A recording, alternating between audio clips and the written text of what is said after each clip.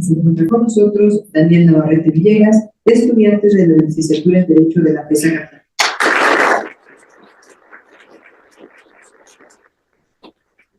Irá como moderador el maestro Bernardino Varela Umbral.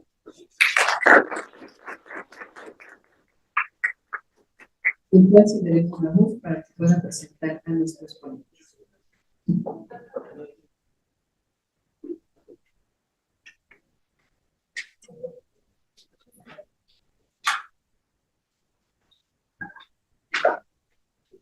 Nuevamente, buenas tardes a todos y sean bienvenidos los que se acaban de integrar a esta mesa.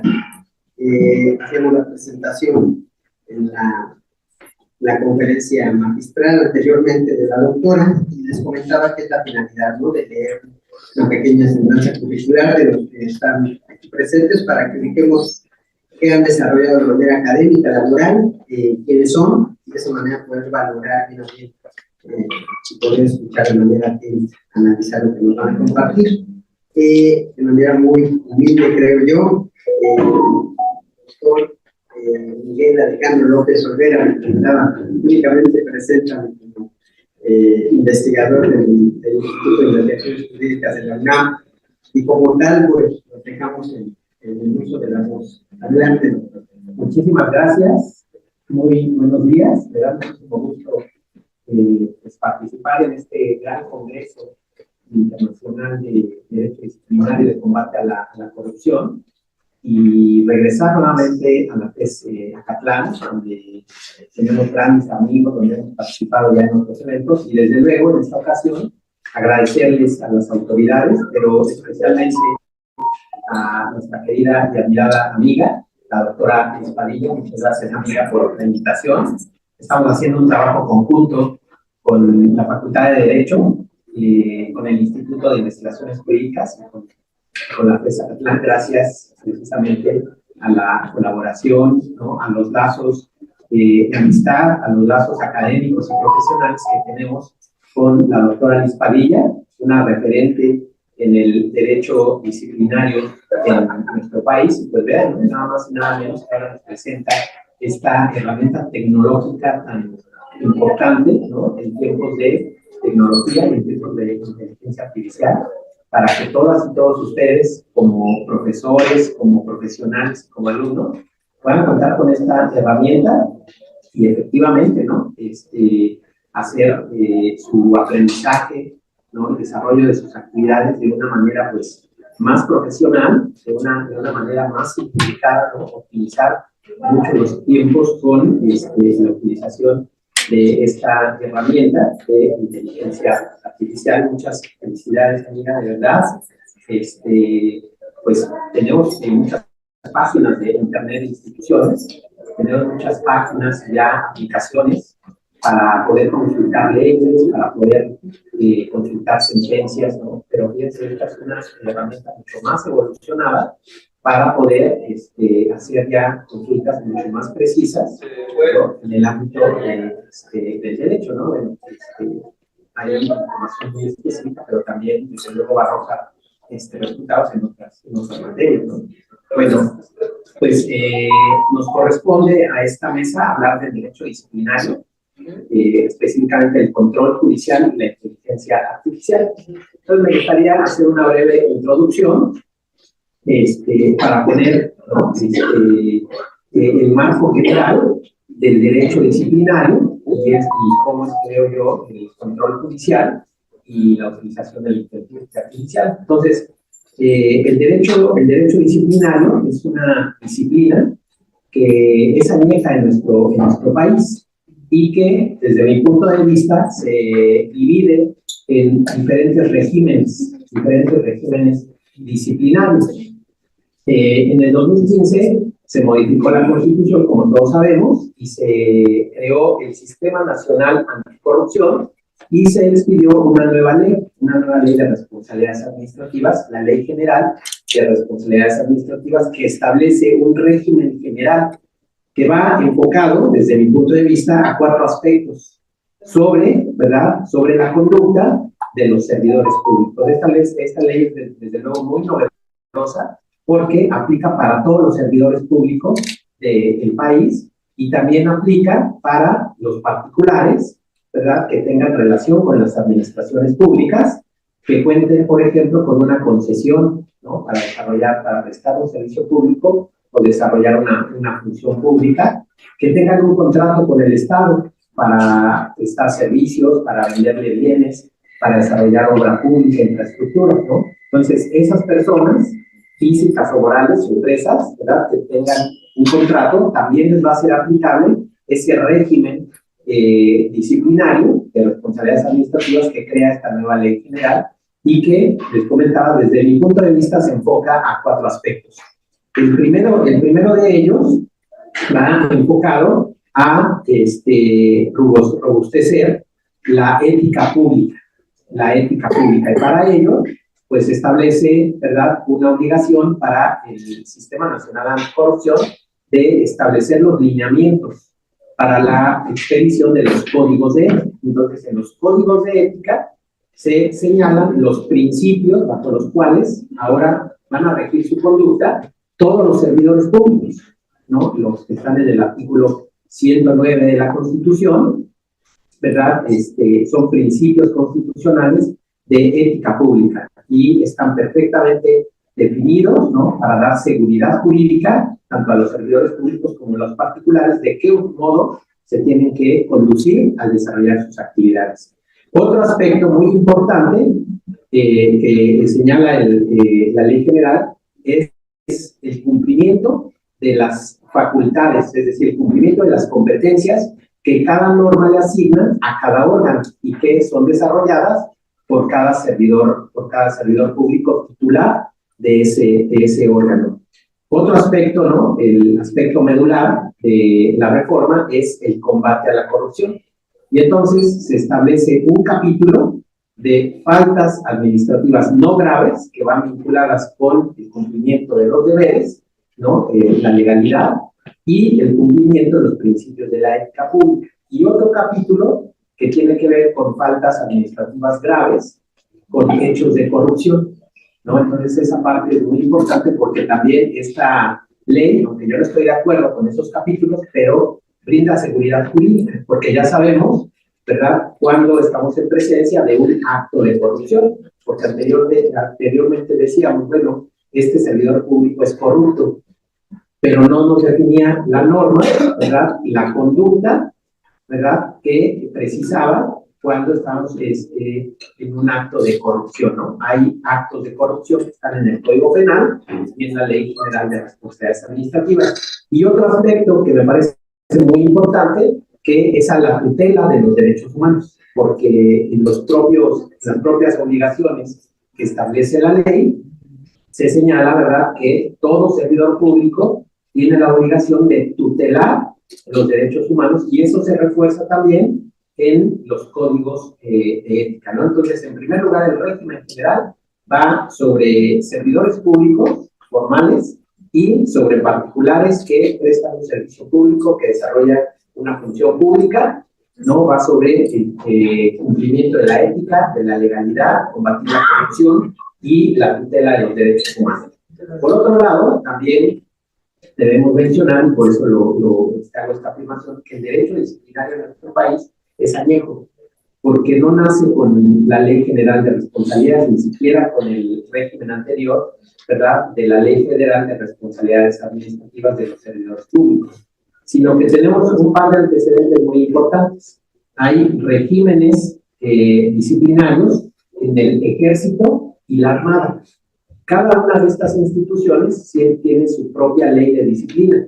Una ley de disciplina del Ejército y una ley de disciplina del Ejército que datan del año de 1926. Entonces, ahí ya tenemos antecedentes importantes de el derecho disciplinario en materia castrense.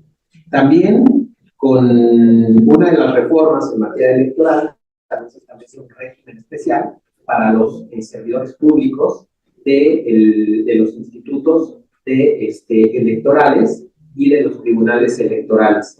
También con la reforma del 2008 a la Constitución en materia de policía y ministerios públicos, también se crea un régimen especial con las diferentes reformas en materia de seguridad pública, los municipios tienen a su cargo, ¿verdad?, el cumplimiento del ejercicio de la función pública de seguridad pública. Y entonces, en cada entidad federativa hay una ley de seguridad pública o de seguridad ciudadana, y cada una de estas leyes faculta al municipio, al ayuntamiento, para expedir su propio reglamento. Y en esos reglamentos se establecen las conductas, ¿verdad?, bajo las cuales se van a regir estos servidores públicos, estas corporaciones, y ante el incumplimiento se pueden hacer acreedores, ¿verdad?, a una sanción disciplinaria que es impuesta por un órgano administrativo denominado Consejo de Honor y Justicia, ¿sí?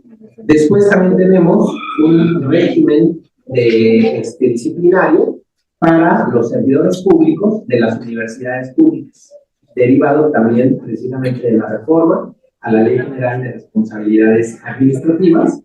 Y también los diplomáticos también están sujetos a un régimen especial de disciplinario. Y bueno, la reforma en materia de Poder Judicial también, como ustedes saben, crea un nuevo órgano dentro del Poder Judicial denominado Tribunal de Disciplina, que este órgano, ¿verdad?, tiene que crearse, bueno, ya se creó en todos los casos, en el ámbito de todos los poderes judiciales, Poder Judicial Federal y poderes judiciales locales. Entonces vean que el estudio del derecho disciplinario es muy amplio.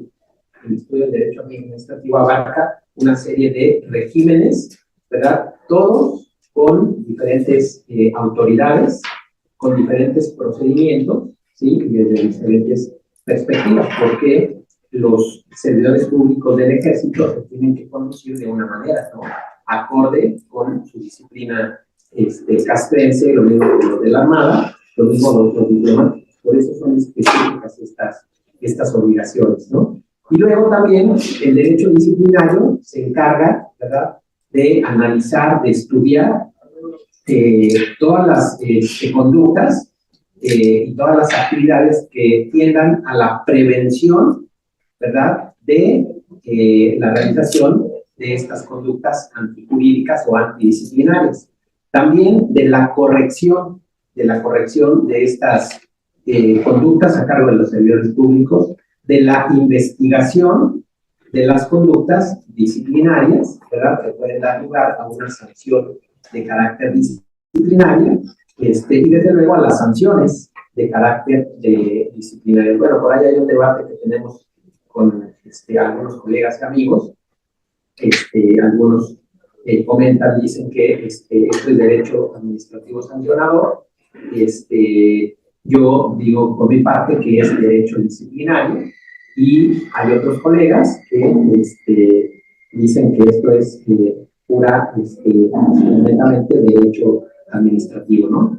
Bueno, se ponen muy padres las discusiones, la verdad, ¿no? Ya en la teoría. Y bueno, entonces, fíjense, es importante tener este panorama amplio, porque cada una de estos regímenes, como lo mencioné, tiene sus propias autoridades, ¿no? Hay una autoridad administrativa diplomática que sigue un procedimiento, primero para calificar, para investigar, ¿sí?, si el servidor público diplomático cometió o no una falta disciplinaria, y en su caso imponerle una sanción de las que establece la ley, ¿no?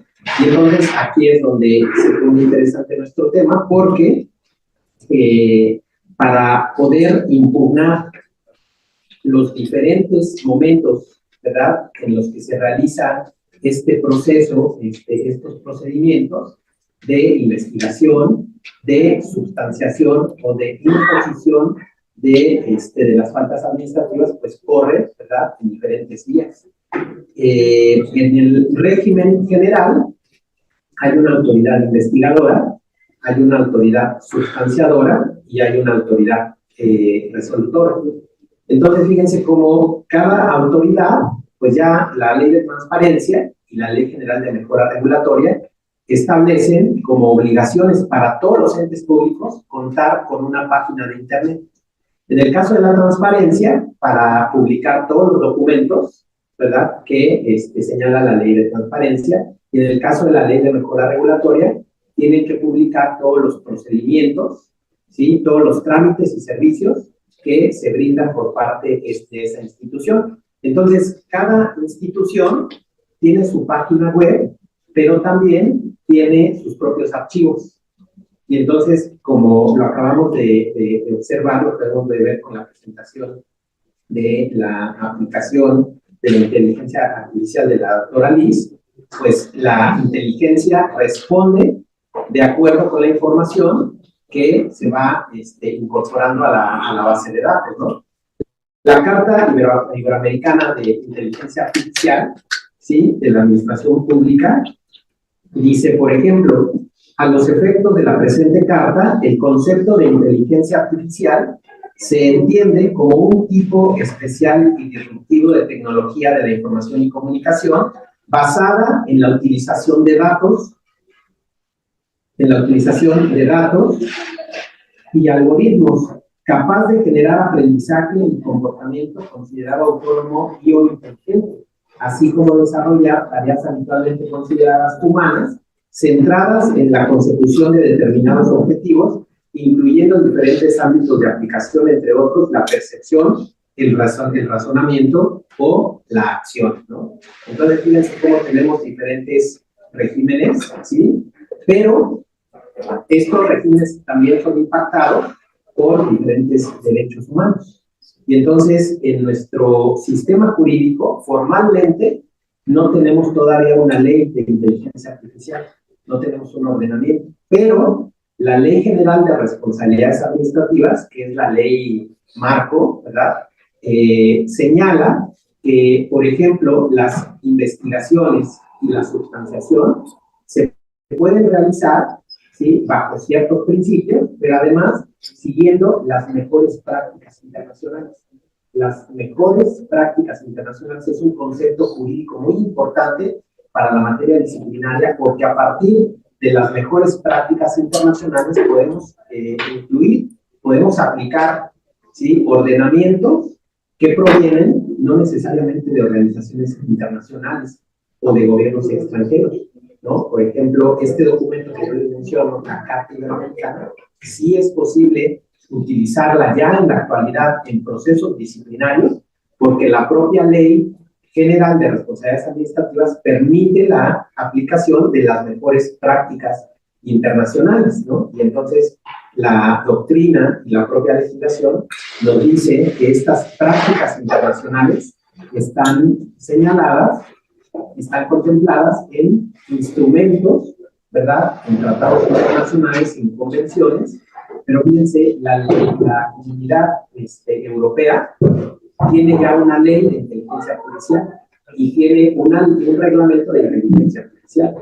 Y entonces sí es posible utilizar esas herramientas, ¿sí?, en nuestro ordenamiento jurídico. Ahora, es importante crear, pues, bases de datos de inteligencia artificiales oficiales, porque, como les acabo de señalar, ¿verdad?, la ley general, pues, establece un régimen especial y todos caminan por diferentes vías. Entonces, tenemos que hacer una plataforma, una inteligencia artificial nacional, donde se vayan alimentando, ¿sí?, para poder hacer un control judicial, pues, que sea acorde con la tutela de los derechos humanos, ¿sí? Tenemos que irlo alimentando con las sentencias del Tribunal Federal de Justicia Administrativa.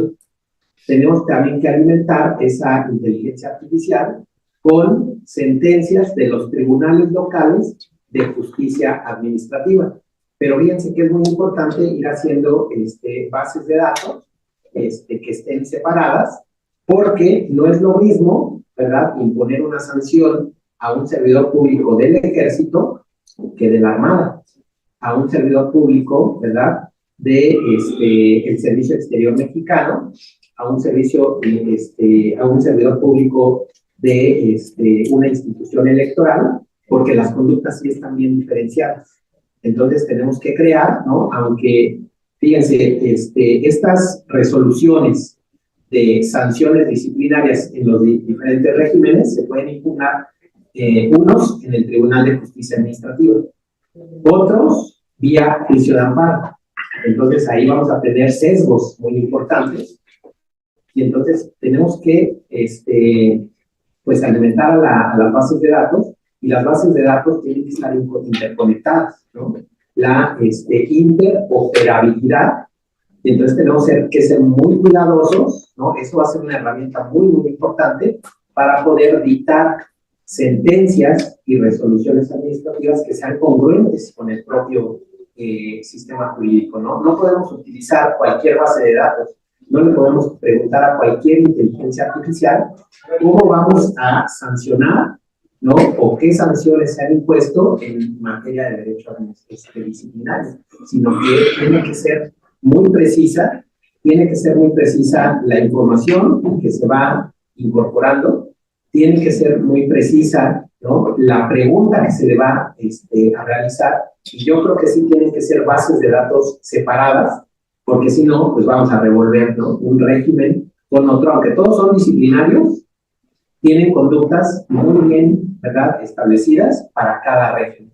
Y entonces, eso tenemos que irlo precisando en cada una de las bases. Bueno, también, evidentemente, que en todos los países hay regímenes disciplinarios. Entonces, se tiene que utilizar solamente información, ¿sí? Información de nuestro sistema jurídico para que sea congruente con los criterios que se van desarrollando en materia administrativa y en materia disciplinaria. El derecho administrativo, el derecho disciplinario son materias eminentemente locales, y entonces se van desarrollando conforme a las propias reglas que establece el propio ordenamiento jurídico federal y el ordenamiento local. Entonces es muy importante que en el Tribunal Federal de Justicia Administrativa se establezca una inteligencia artificial específicamente, ¿no?, en las salas especializadas de responsabilidad administrativa para resolver asuntos relacionados con el régimen en general. Otra inteligencia artificial para el ejército, la armada, los diplomáticos, y en el juicio de amparo, como es una jurisdicción subsidiaria, tendrán que desarrollarse otra inteligencia artificial para los otros regímenes, ¿no? Entonces, bueno, para darles este pequeño panorama, ¿no?, general, como una primera aproximación en esta mesa de debate, yo les agradezco mucho su atención y nuevamente muchas gracias por la invitación.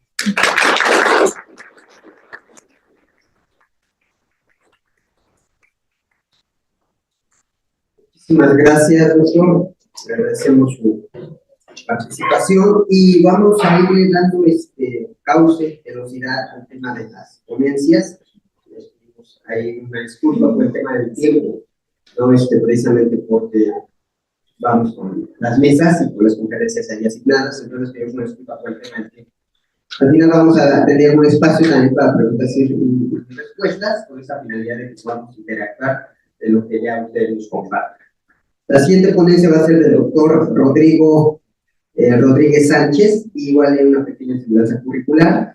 Él es licenciado en Derecho por la Universidad de Veracruzana, maestro en Derecho Constitucional y Juicio de Amparo, y doctor en Derecho Convención Honorífica por la Universidad de Jalapa, egresado del máster en el Estado de Derecho e Impartición de Justicia por la Universidad de Anáhuac y de la especialidad en Responsabilidades Administrativas del Sistema Nacional Anticorrupción del Tribunal Federal de Justicia Administrativa.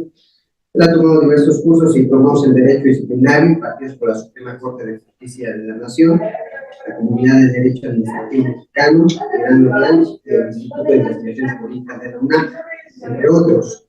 Él también es profesor de las materias de argumentación jurídica, juicio de amparo, derecho constitucional, en el Instituto Universitario Veracruzano, la Escuela de Derecho de la Universidad de Anáhuac, Campus Jalapa, entre otras instituciones educativas. Desde el 2002 inició su actividad profesional en el Servicio Público Estatal de Veracruz, pasando por el Tribunal Estatal de Conciliación y Arbitraje, Juzgado Cuarto de Primera Instancia y en la Sexta Sala del Tribunal Superior de Justicia del Poder Judicial del Estado de Veracruz. Desde el 2019 perteneció a la Unidad de Investigación del órgano de fiscalización superior de Veracruz y desde abril de 2023 a julio de 2024 cumplió como coordinador del programa. Ha impartido más de 400 cursos, prácticas, capacitaciones en materia de derecho a acceso a la información, datos personales, derecho administrativo disciplinario y amparo, entre otros. Coordinador del Congreso Internacional de Derecho Disciplinario, organizado por el Instituto de Investigaciones Jurídicas de la UNAM, Facultad de Derecho y Derecho Disciplinario de MX. Presidente fundador de la Asociación de Profesionistas en Derecho Disciplinario AC y fundador de Derecho Disciplinario MX, el proyecto de divulgación jurídica dedicado a promover espacios y eventos para el análisis, discusión y reflexión de esta rama del derecho en México, además de una creciente comunidad de operadores del régimen y personas interesadas en él. Tiene el uso del arma, doctor, por favor.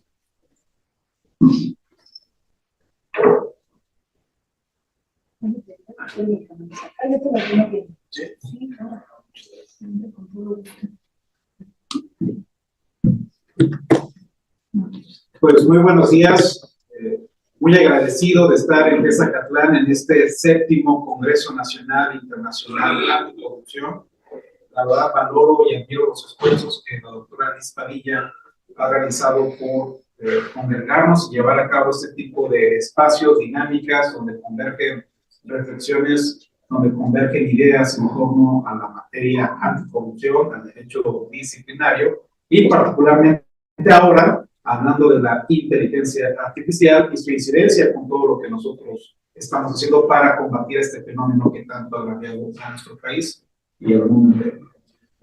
Agradezco también la invitación que hizo precisamente la doctora Liz Padilla, mi admirada amiga, por permitirme estar en esta mesa con admirados y reconocidos amigos y colegas, de los cuales siempre he tenido una admiración por sus trabajos, por sus reflexiones y demás. También agradezco a todos ustedes por la presencia de estar aquí en esta aula, a todos aquellos que nos siguen a través de la distancia en la plataforma y están siguiendo las actividades de este 7º Congreso Nacional e Internacional Anticorrupción.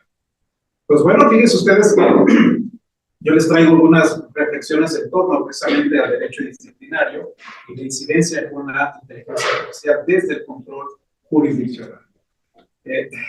Aquí hay que, retomando lo que dijo mi admirado amigo el doctor Miguel Alejandro Soler, derecho disciplinario como tal surge, entiende esta relación entre el Estado y sus agentes públicos, es decir, los servidores públicos. La intención no es únicamente sancionar, sino, digamos, privilegiar, proteger y sobre todo tutelar esos principios que rigen al servicio público, particularmente en nuestro país, que está parado. Más bien te lo acercamos un poquito para que se escuche. Bueno, Gracias. No, sí se escucha, pero se escucha mejor. Muchas gracias. Entonces, el derecho disciplinario como tal regula esa relación entre el Estado y sus agentes, es decir, los servidores públicos y ahora también a esos particulares que tienen una relación directa con el Estado, lo que anteriormente nos hacía, y es un logro, un paradigma nuevo que finalmente abona a la lucha contra la corrupción. Entonces, el derecho disciplinario como tal tutela esos principios que rigen al servicio público, lo que le dan sentido, lo que les dan, fijan su objetivo y su derrotero, y que finalmente se tienen que respetar para que la administración pública, el Estado, nos cumpla con esa labor tan importante y esa encomienda trascendental que tenemos. Entonces, fíjense ustedes que el derecho disciplinario en nuestro país, como tal, si bien es cierto hay una ley general de responsabilidades administrativas, no se agota únicamente en esa ley general de responsabilidades administrativas. Todos los que me han precedido y la doctora particularmente ha hecho reflexiones en torno a eso. Ya hace rato habló en su conferencia sobre el bloque de convencionalidad, bloque de constitucionalidad y demás. Nos puso un ejemplo ahí con su plataforma Alicia, y finalmente es eso, ¿no? Entonces, en el derecho disciplinario como tal inciden distintos desarrollos normativos, distintos instrumentos internacionales protectores de derechos humanos. Entonces, fíjense ustedes que, para resumir, por lo que hace al concepto de derecho disciplinario, mejor lo adelantamos. Sí. Vamos a poderlo considerar como la rama del derecho punitivo del Estado que está encaminada a imponer una sanción por la comisión de una infracción con la peculiaridad de que ésta se encamina para obtener un aprendizaje derivado de la relación de subordinación que existe entre el trabajador y su superior jerárquico, en este caso, entre el servidor público y el Estado como tal. Le adelantamos, por favor. ¿Qué características podemos, digamos, traerles a ustedes o exponer para esta mesa de debate? Bueno, particularmente yo considero que son dos, dentro de los muchos que pueden llegar a tener. Esto es que el derecho disciplinario como tal surge y pretende buscar el equilibrio, un difícil equilibrio, entre dos polos que se contraposicionan, es decir, que son difícilmente conciliables, o dicho, que se encuentran en las antípodas, que es primeramente la eficacia administrativa.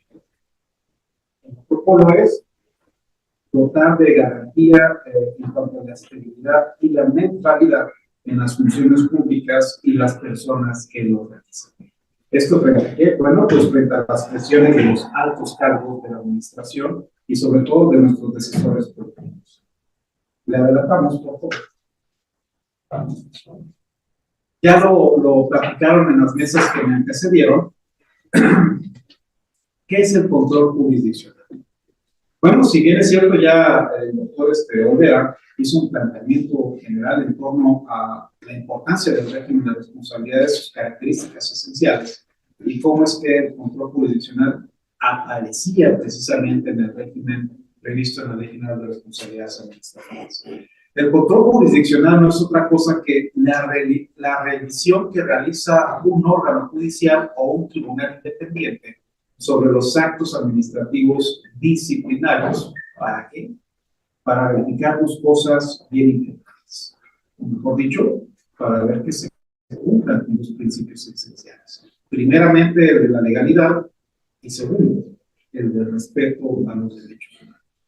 Es ahí, fíjense ustedes, cuando entra una tercera figura, alguien eminentemente ajeno, pero con la intención de vigilar que se cumplan y se protegen estos dos principios, estos dos importantes derechos que tenemos todas las personas, independientemente que seamos sujetos a un procedimiento de investigación o un procedimiento sancionador. El hecho de que nosotros seamos investigados, estemos sujetos a un procedimiento, no nos desvirtúa nuestra calidad, primeramente de seres humanos, que tenemos dignidad y por lo tanto gozamos de todos los derechos, y segundo, de que seamos inocentes hasta que se adopte una sentencia, vencidas todas las instancias. Hasta el último momento, seguimos siendo personas inocentes. Le adelantamos, por favor. ¿Está bien? Sí. ¿Qué rasgos podemos nosotros considerar del control jurisdiccional? Bueno, primeramente, este control es ejercido por jueces independientes de las autoridades administrativas, jueces o magistrados. Ellos son finalmente magistrados profesionales que poseen una competencia técnica en materia jurídica. Es decir, no necesitamos ni requerimos improvisar.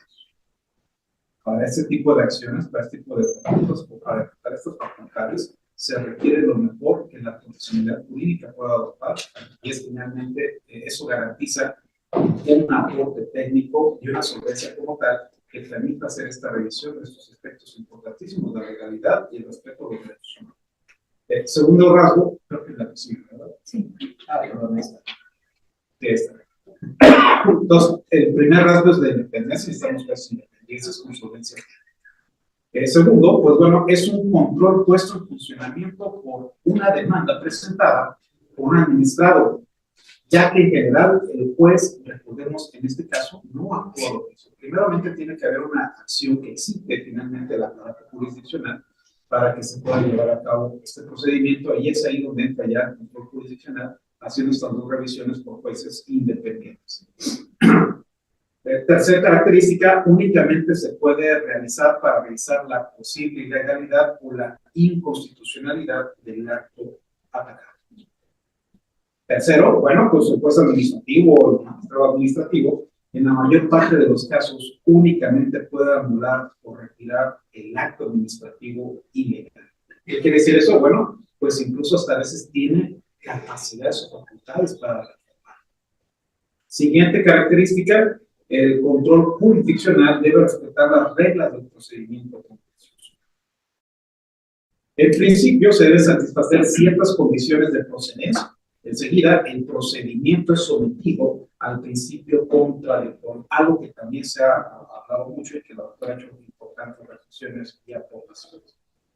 La siguiente y última característica, bueno, pues la jurisdicción administrativa constituye una especie de género jurisdiccional, en razón de que es su propia materia e independientemente de la naturaleza del órgano que ejerce la función jurisdiccional. Hace rato recuerdo mucho una frase que la doctora dijo que, bueno, el control jurisdiccional en el procedimiento de la responsabilidad en algún momento, fíjense ustedes, materialmente es ejercido por la autoridad sustancial.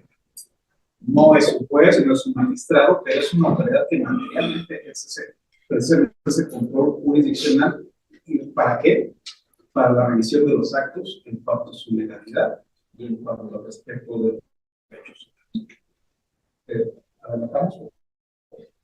Bueno, pues, para acabar con el control jurisdiccional, recordemos que es fundamental, primeramente, para evitar arbitrariedades y abusos de poder.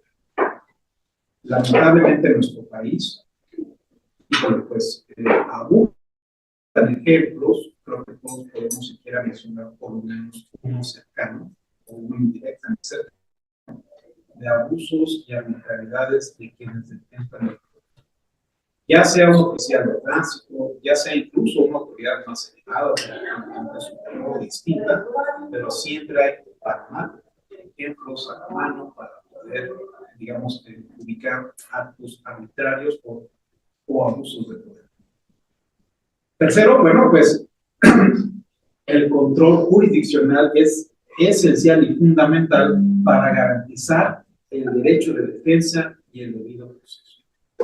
Otros dos, digamos, aspectos, otros dos paradigmas, otros dos importantes figuras, derechos y demás, que ya han sido largamente explicados, digo, por la trayectoria y las reflexiones de nuestra anfitriona, también del doctor Olvera, y finalmente son esos dos aspectos que nosotros como autoridades, primeramente, pues siempre tenemos que garantizar, ¿no? Particularmente en un procedimiento disciplinario como es el que nos convoca el día de hoy. Y segundo, bueno, pues el control es fundamental para asegurar la proporcionalidad y la motivación de las decisiones. Dos aspectos importantísimos para cualquier resolución de sentencia, o mejor dicho, para cualquier acto de autoridad. Recordemos, todo acto de autoridad debe estar fundado y toda sentencia de la resolución debe ser proporcional. Adelantamos, por favor. Bueno, pues el control jurisdiccional se ejerce mediante, ya lo habíamos comentado, la presentación de demandas o de nulidad, a través también de la revisión de la legalidad formal y material de los actos administrativos, a través de la protección de derechos fundamentales, como el derecho a la defensa, el derecho a la audiencia y la presunción de inocencia. El siguiente, bueno, pues es la posibilidad de revocar o modificar o confirmar incluso sanciones. Recordemos entonces, para capitular, que este control es pilar para la confianza en el sistema disciplinario, pues finalmente asegura que las sanciones no sean producto de decisiones arbitrarias, o peor aún, ¿no?, políticas. Lamentablemente, quienes operamos el derecho disciplinario, puede ser que prácticamente en cualquier ámbito, hemos sido, digamos, no testigos, pero hemos tenido conocimiento de que hay un uso indebido, o mejor dicho, una instrumentalización malsana del procedimiento de responsabilidades administrativas. ¿Qué sucede? Pues particularmente cuando hay cambios de administración de cualquier nivel, se usan a las investigaciones administrativas finalmente como armas de vendetta.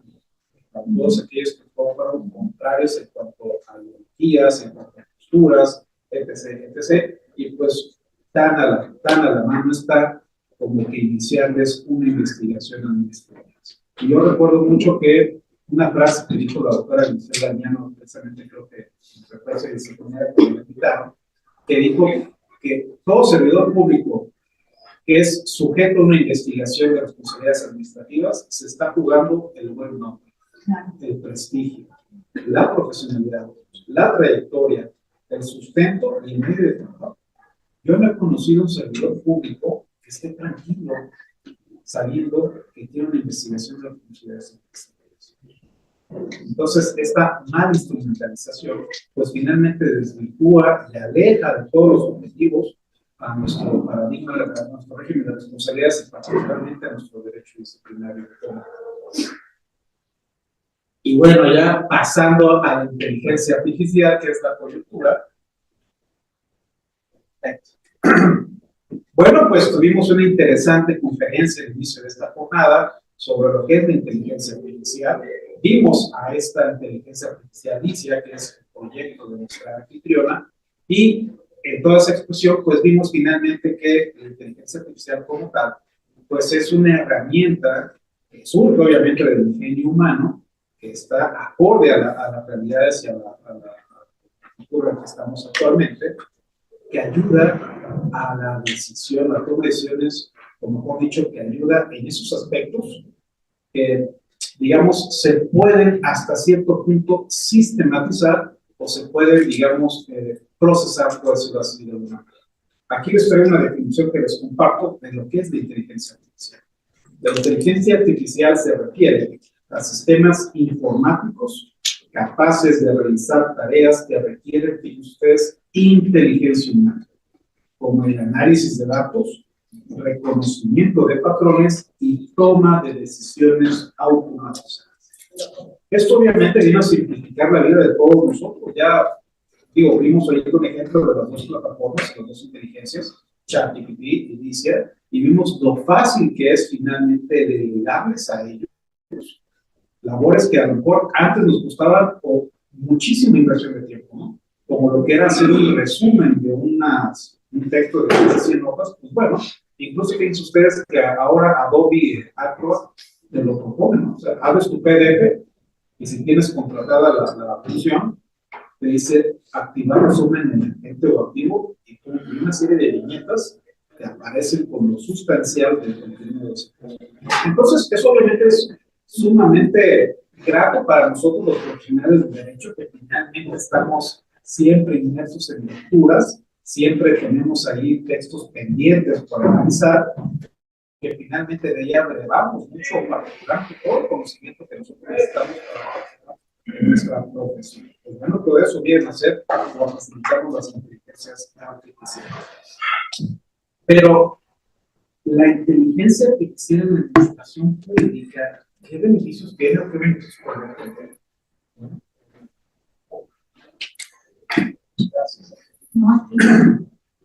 Pues fíjense ustedes, aunque ya a lo mejor lo hayamos detectado de las mesas anteriores o de las participaciones que antecedieron, la inteligencia artificial aplicada a la administración pública puede, o mejor dicho, optimiza la gestión documental. Grandes volúmenes de textos, de documentos, basta que los ingresemos a una base de datos, se le enseña el algoritmo apropiado, se le lee la instrucción precisa, demos un enter y ahí nos arroja lo que nosotros pretendemos. Segundo, fíjense ustedes, pues que detecta anomalías y posibles conductas irregulares. Esto finalmente, pues ya lo hemos visto, en análisis de bancos de datos podemos detectar esas, no deficiencias, sino esas conductas que se salen de lo regular para caer en lo irregular. Y tercera, bueno, pues facilita la predicción de riesgos de corrupción o faltas administrativas. Siguiente, por favor. Pero bueno, esa es la aplicación en administración pública. Y la aplicación directa para el derecho disciplinario podrá de alguna manera llevarse a cabo, o podemos vislumbrar o bosquejar alguna operatividad práctica en un inmediato o corto tiempo. Pues bueno, fíjense ustedes que yo aquí les comparto algunas reflexiones de cómo es que la inteligencia artificial podría apoyarnos a nosotros, los operadores del régimen disciplinario, y particularmente al derecho disciplinario como tal.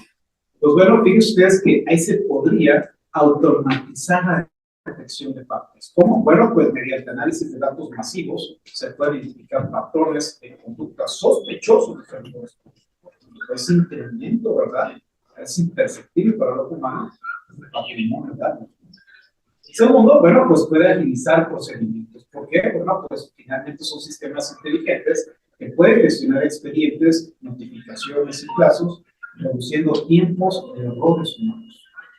Tercera, bueno, pues la asistencia en la toma de decisiones. Ahí finalmente herramientas de inteligencia artificial pueden apoyar a los órganos, digamos, disciplinarios o los usuarios de nuestras responsabilidades en la evaluación objetiva de antecedentes y pruebas.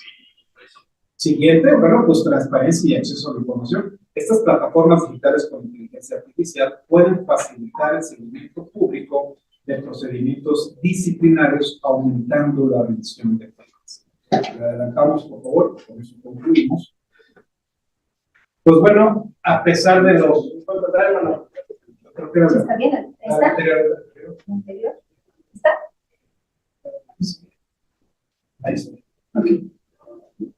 Bueno, ¿qué retos y qué consideraciones podemos, digamos, exponer en torno a la inteligencia artificial aplicada? A pesar de que es una herramienta poderosísima, ya lo vimos, con muchísimo potencial, yo creo que en algún momento se iba a desplazar algunas funciones y labores, aunque no nos guste, pero bueno, eso sí va a ser.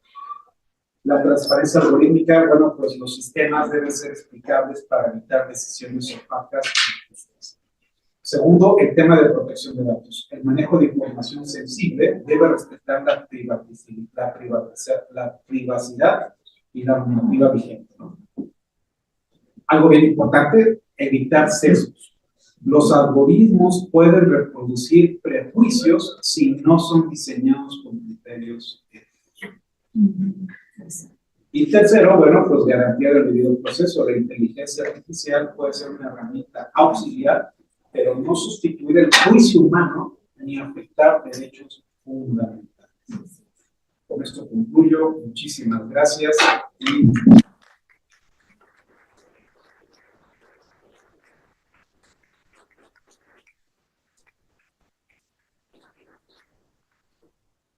Muchísimas gracias, doctor. Y también, pues, agradecer los comentarios y insistir, chicos, chicas, en el final de las ponencias va a haber tiempo para que puedan hacer alguna pregunta, alguna duda que tengan, precisamente podemos recortar las ponencias con la finalidad de que haya un poco de interacción al final.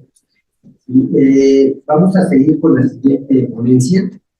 Es precisamente la del doctor Luis Pablo Romero, y me permito leer una pequeña semblanza curricular, también muy resumida, ¿no? Es doctor en Derecho por la Universidad de Alcalá de Madrid, España, con la nota distintiva sobresaliente cum laude. Maestro en Administración y Gerencia Pública por el Instituto Nacional de Administración Pública de España en México, en la Facultad de Derecho de la UNAM, obtuvo los títulos de maestro y licenciado en Derecho, respectivamente por la División de Estudios de Posgrado y de Estudios Profesionales. Es profesor por oposición en la Facultad de Derecho de la UNAM, con más de 20 años de carrera académica. Ha impartido asignaturas de Derecho Constitucional y Administrativo, tanto en los niveles de licenciatura como también de posgrado. Es autor del libro El control de la constitucionalidad de las normas, estudio comparado México-España, así como de diversos artículos publicados por el Instituto de Investigaciones Jurídicas, Borrúa, Dickinson, Tirán Leblanc, entre otros. Dentro de su experiencia profesional, se ha desempeñado como miembro del Consejo Técnico de la Facultad de Derecho de la UNAM. Formó parte también del padrón de tutorías y tutoras y tutores de la Facultad de Escuelas Judiciales de la Judicatura Federal. Fue profesor investigador del Tribunal Electoral del Distrito Federal, hoy Ciudad de México, asesor legislativo en varias legislaturas, tanto en el Senado como en la Cámara de Diputados. Actualmente se desempeña como director del Seminario de Derecho Administrativo en la Facultad de Derecho de nuestra máxima casa de estudios. Forma parte del Sistema Nacional de Investigadores de la Secretaría de Ciencia, Humanidades, Tecnología e Innovación. Es recipiendario de la Cátedra Extraordinaria Héctor González, Uribe, por el Consejo Técnico de la Facultad de Derecho de la UNAM, así como merecedor de la beca por parte de la Agencia Española de Cooperación Internacional, AECI. Sin más, doctor, tiene el uso de la voz. Gracias. ¿Sí se escucha? Sí. Gracias. Muchísimas gracias. Primero que nada, quiero dar el agradecimiento al auspicio que me brinda esta entidad de la Universidad de Acatlán, porque tengo que manifestar que no la conocía y no sabía de lo que me estaba perdiendo. Veo una escuela muy bien organizada, veo un ánimo estudiantil supremo con mucha juventud, lo cual es maravilloso, se tiene que agradecer y reconocer. Entonces, muchísimas gracias aquí.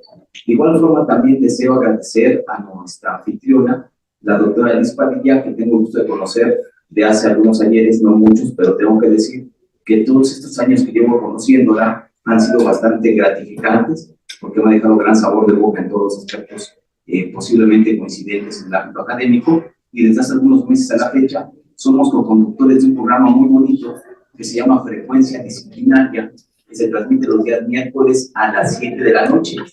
Y por dicha razón hago un comercial para que nos acompañen y nos sigan y puedan darle una manita arriba y puedan comunicarlo. La difusión de este tipo de conocimiento siempre es importante. Tengo que agradecer también al doctor López Olvera porque es mi amigo y porque puedo compartir conocimiento que siempre trae muy fresco, muy novedoso y que ya lo vertió acá y puse mucha atención. Y yo tengo la dicha en que tengo una capacidad de poder dedicarme a dos cosas pensando, no haciendo. La verdad es que haciendo soy muy torpe. Entonces, cuando voy manejando, tengo que ir manejando nada más y no hay un accidente. Pero, afortunadamente, pensando, tengo capacidad de hacer dos cosas, tres cosas a la vez. Y tuve el gusto de escuchar en ese momento al doctor Rodrigo Rodríguez y me dejó el grato sabor de boca que siempre me dijo. Una persona muy seria, muy estructurada, que dedicó el tiempo suficiente para venir a presentar su ponencia, muy, muy interesante, y espero, después de escuchar a estas personalidades que me antecedieron, que yo no defraude. Entonces, bueno, pues ahí voy, espero no decir tantas barbaridades. ¿Qué es el derecho disciplinario? Miren, es un tema muy interesante, porque de alguna manera el derecho disciplinario parte o emerge de una facultad represiva que el Estado puede llegar a tener.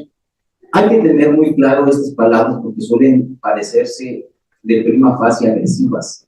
Represiva, pero la represividad no implica necesariamente una actitud que invoca una contundencia limitante de derechos fundamentales o no de los derechos fundamentales reconocidos. Y no me equivoqué, dije derechos fundamentales porque es lo que tal vez pueda llegar a restringirse de prima facie, de primera instancia.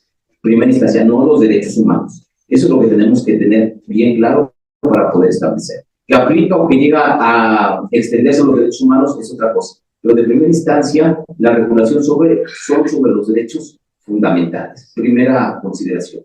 Segunda, el Estado tiene una facultad de imponer sanciones, esas facultades represivas de las cuales hablaba. Nada más que hay una capacidad para imponer esas sanciones vía pena, como puede ser la consideración penal, y otra que son vías infraccionarias, vía el derecho administrativo sancionador o el derecho disciplinario.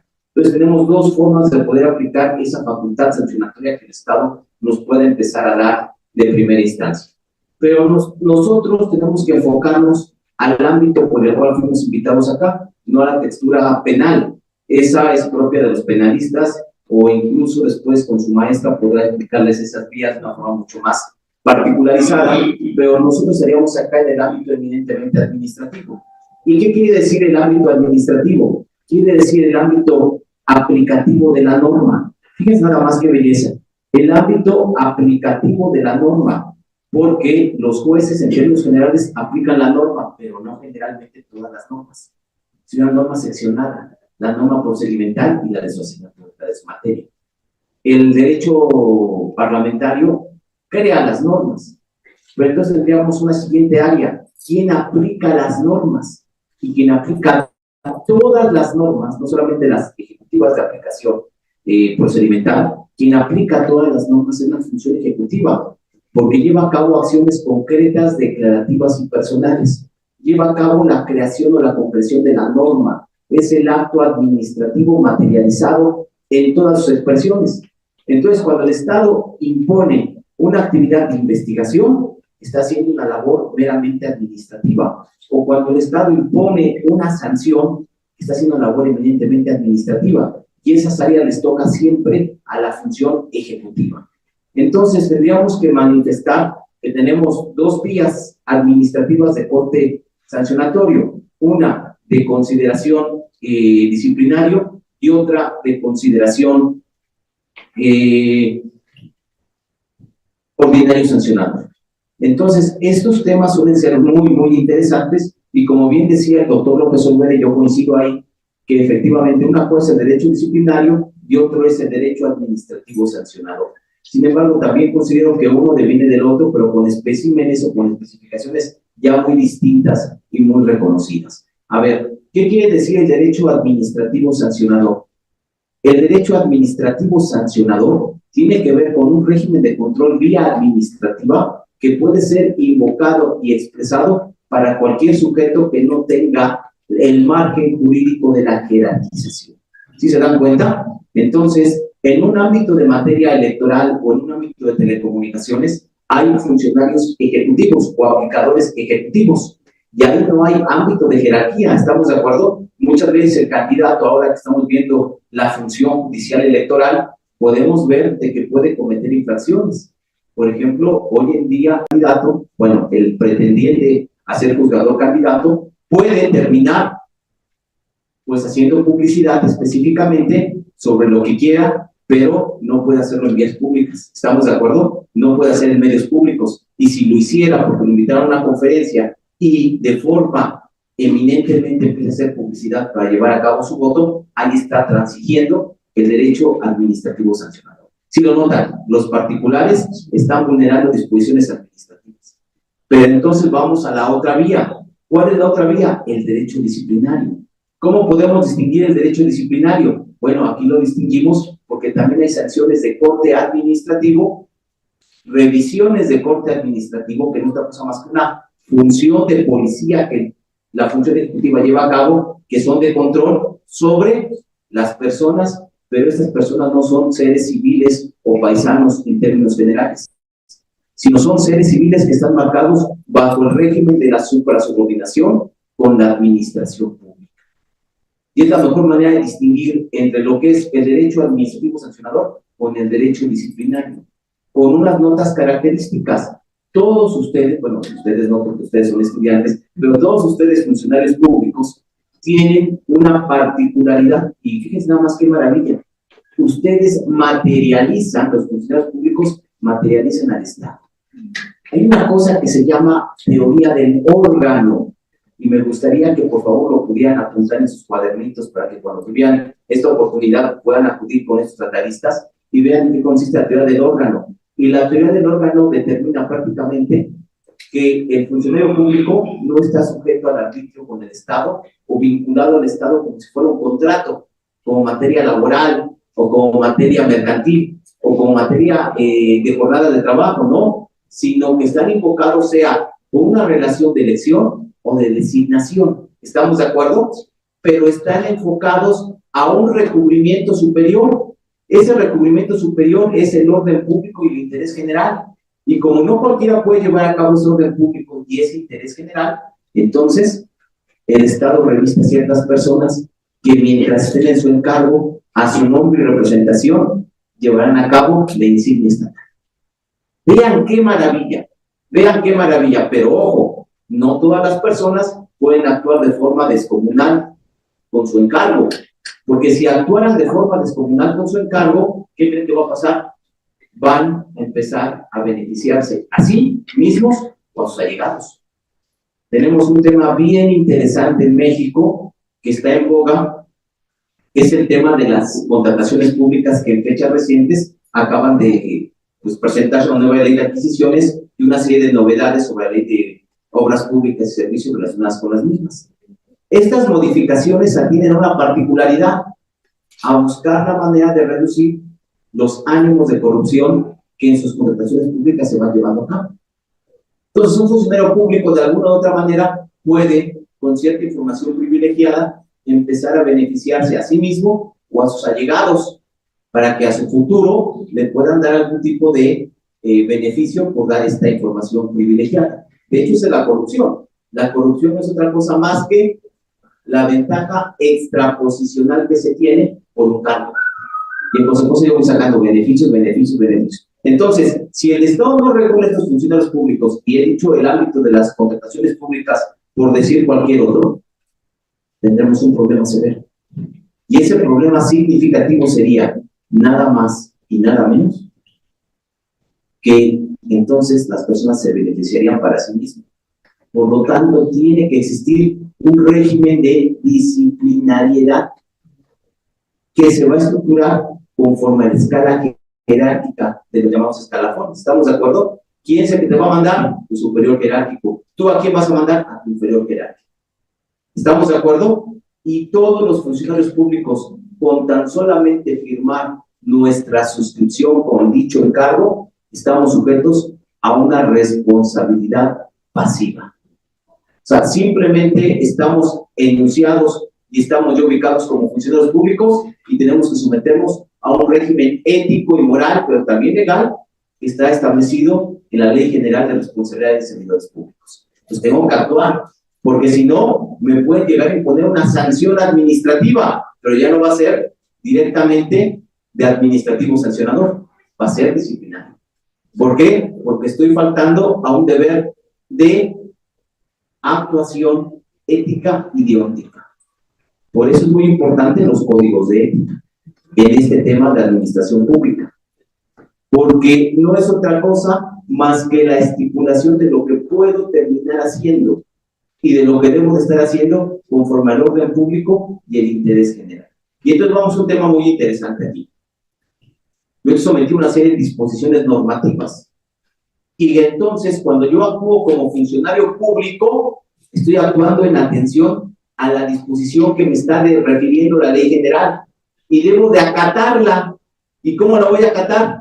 Particularizando mi adecuado comportamiento. Entonces voy a materializar de forma concreta, declarativa y personal mi forma de actuación administrativa.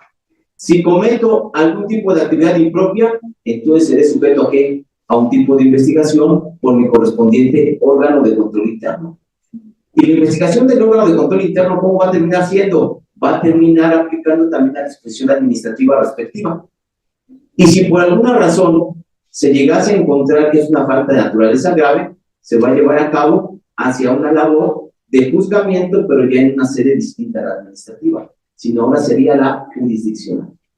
Pero tanto la estructura judicial como la estructura administrativa llevarán actos formalmente administrativos, pero también podrán llevar actos formalmente administrativos, pero materialmente jurisdiccionales, como lo decía hace un momento la doctora Liz Padilla, porque en todos los momentos, en todos los contextos de investigaciones, va a haber una presunción de una falta, un deber, digamos aquí de momento de cuidado.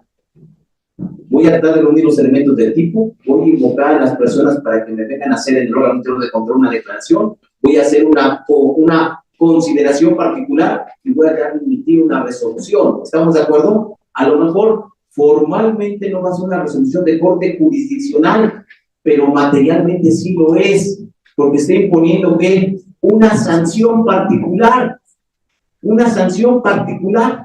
y esto empieza a generar una acción llamativa muy importante para distinguir los tipos de derechos y los tipos de actuaciones. Funciones formalmente judiciales, funciones materialmente administrativas, derecho administrativo sancionador, derecho disciplinario. Ahora, ¿qué podemos pensar con estas texturas de la nueva tecnología y de inteligencia artificial? Yo desde hace algunos ayeres me he alejado del foro en cuestiones de labores de tribunales. Sin embargo, nunca he dejado de estudiar el enfoque, mucho menos ahora los procedimientos disciplinarios que son sumamente interesantes. Y como bien decía el doctor López Olvera, no nacieron ayer ni con esta ley ni con la anterior, sino que tenemos antecedentes, sobre todo de consideraciones castrenses. ¿Por qué? Porque el sistema castrense es eminentemente jerarquizado. Por eso empezamos a ver el ámbito de la disciplinaridad.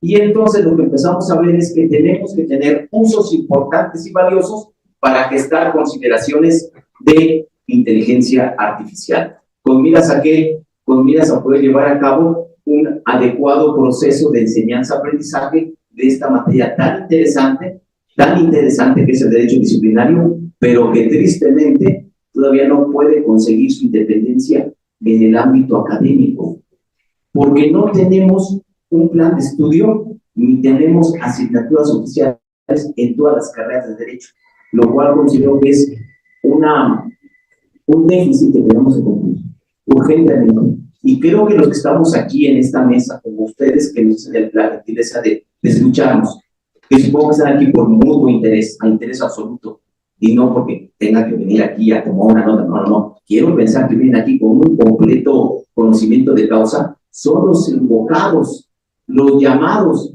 para empezar a hacer la pugna para que en los planes y programas de estudio de la Universidad Veracruzana, de la UNAM, de Acatlán, se empieza a reconocer esta disciplina.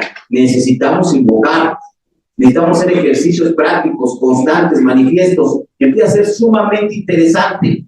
Tiene que ser de esa manera, si no, de lo contrario, tendremos un alejamiento de disposiciones importantes que afuera no nos van a perdonar nuestro desconocimiento que no tuvimos en escuelas. Es un tema tristísimo y afortunadísimo. ¿Por qué triste? Porque no lo tenemos. ¿Por qué afortunado? Porque tenemos la ventana de oportunidad para mejorar estas nuevas circunstancias. Entonces, con esto cierro, con esto manifiesto, porque el dios Cronos me acaba de pasar una tarjetita y tenemos que reconocer que Cronos es tan cruel que hasta sus hijos se comió. Y yo no quiero vivir ese fenómeno. Entonces, muchísimas gracias, un verdadero placer, espero ha sido de su interés.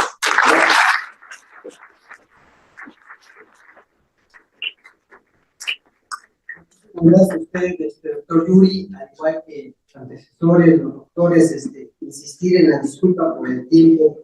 Nosotros creíamos eso, que no reducirlo a 20 minutos, sino que más tiempo para poder invertirlo de la mejor manera, en forma de poder, no solamente usted, doctor, sino los anteriores doctores, podernos dar esa claridad con relación al tema del derecho disciplinario. Le informamos aquí que con buena situación en la revisión de planes de estudios de esta facultad, en los que precisamente la doctora fue partícipe de ello, se hizo ya la propuesta y la inclusión de la materia de derecho disciplinario, precisamente por lo mismo de más que un gusto o un capricho, la necesidad de poder ubicar que hay quienes a la fecha todavía confunden el derecho administrativo sancionador con el mismo. Entonces, es un tema que precisamente estos eventos hacen, pues, el tema de incidir completamente en esta grandísima diferencia, así como los derechos humanos con los derechos fundamentales, claro.